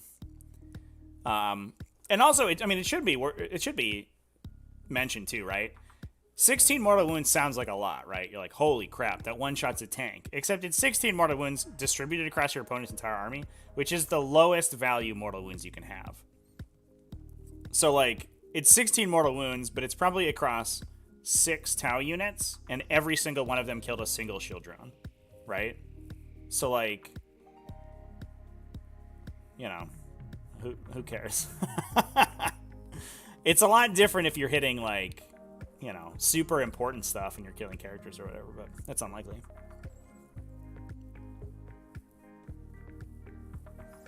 It'd be interesting to think about how many mortal wounds are worth a CP. It depends entirely on what the mortal wounds are being applied to. Right? So, like, Tau have a stratagem that deals 8 mortal wounds, if you roll correctly, right? Deals 8 mortal wounds to an infantry unit that you shoot with a submunition shot. That stratagem is probably garbage, because you're shooting, like, 8 mortal wounds sounds like a lot, but you're shooting the lowest value targets in the game. So those mortal wounds are not worth very much, and that stratagem is almost never worth using. Whereas, like, Crusher Stampede, right? Everyone complains about Breaking Through, which deals 6 mortal wounds, so less mortal wounds. But it's much more targeted, because you can target anything that you charged, which means you can put it on characters, which is the highest value mortal wounds. You can put it on, like, high resilience units. You can, you know, put it on whatever. You can put it on a single dude in a unit you don't want to allocate attacks to. All that stuff. So it depends entirely on what the mortal wounds hit. And those splash mortal wounds, where it hits a wide swath of their army, those tend to be some of the least valuable. Like, a case in point, right? I played on stream a couple weeks ago. I hit almost literally an entire Custodes army with a Hyrule explosion. I hit, I think, 8 units. I did 24 mortal wounds, and it was Shadow Keepers, so they didn't have the 4+ ignore. He did roll, like, literally 40% for 6+ ignores, to be fair. And I still lost that game. I did 24 mortal wounds to a Custodes army and still lost. Because, like, the mortal wounds being distributed among a bunch of different Custodes units, and not killing any of them is not particularly valuable. You have to be, like, actually, you know, in 40k, a single unit standing on an objective is, if you're not engaging with them, is exactly as valuable as 100 models standing on that objective. So not removing entire units is not particularly effective. What it does do is it makes it easier for you to remove those units later, but especially for an army like Tau, where they have so many ablative wounds in every single one of their units, they probably don't give a shit about Eldritch Storm. Gotten a lot of value out of submunitions against bloodletters. I mean, do you need submunitions to kill bloodletters? The favorite thing about that I like about the submunitions, right, is that it's 1 CP to shoot 8 dudes to death, right? But for 0 CP, you still kill 4 with the railgun shot, 100% of the time if they're 1 wound infantry. And if they're not 1 wound infantry, then you're not killing as many anyway. And your regular shot's going to be better, generally better, regardless. Because you're dealing 3 flat mortal wounds to the unit, plus 1 guy automatically dies to the gun. So for 1 CP, you double your damage output against the unit that is like just aggressively terrible against your particular output. But I can definitely tell, like, I mean, there's going to be situations, like, let's talk about this Aeldari Codex, right? If you have, like, this big unit of Harlequin players or whatever, shoot those guys with the submunition shot every time, because you don't have to roll a hit. You just roll 4 ups, right? And then every single one of them is a dead Harlequin trooper. So all their, like, penalties to hit and all that garbage doesn't matter. They just immediately take mortal wounds. And I think there's going to be situations like that where it's going to be very relevant. And I can definitely see that Chaos Demons is going to be one of those, because everything's got an invulnerable save. But also, to be fair, I feel bad for the Chaos Demons player who's playing against, like, Tau submunitions. They're like, guys, here we come. I got my toughness 3 infantry. Let's go, boys. And then, like, this, like, one crisis commander. The precision of the hunter guy is just, like, lock and load, boys, and kills the entire bloodletter unit. Oh, boy. That would be sad. All right, but we got through all of the Aeldari stuff, chat. We haven't talked about Ynnari, or we talked a little bit about Ynnari, but not too much. We haven't really talked about Harlequins.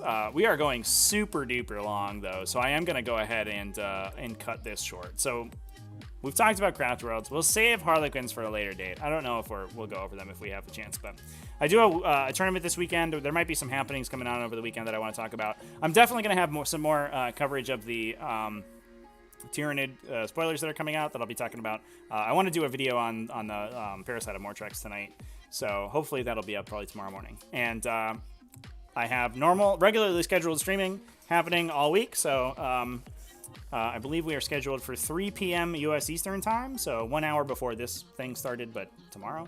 I'm going to be playing against Custodies. That is Pot 8. T5S2 Pot 8 quarterfinals. We're undefeated so far, playing against Custodians. Let's see if it goes. And then we have the last game, I believe the last game of Speedhammer on Friday that will also be against Custodians. On Thursday, we have Throwdown Thursday. I'm up against Aeldari. That should be around 7. It might be a little bit later just because of my opponent's time schedule. It should be around 7:30 U.S. Eastern Time on Thursday. So there will be a YouTube event up for that.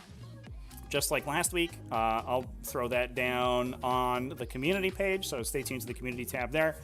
And yeah, it's going to be exciting. I'm psyched. I'm psyched to play against some Aeldari. It's going to be super fun.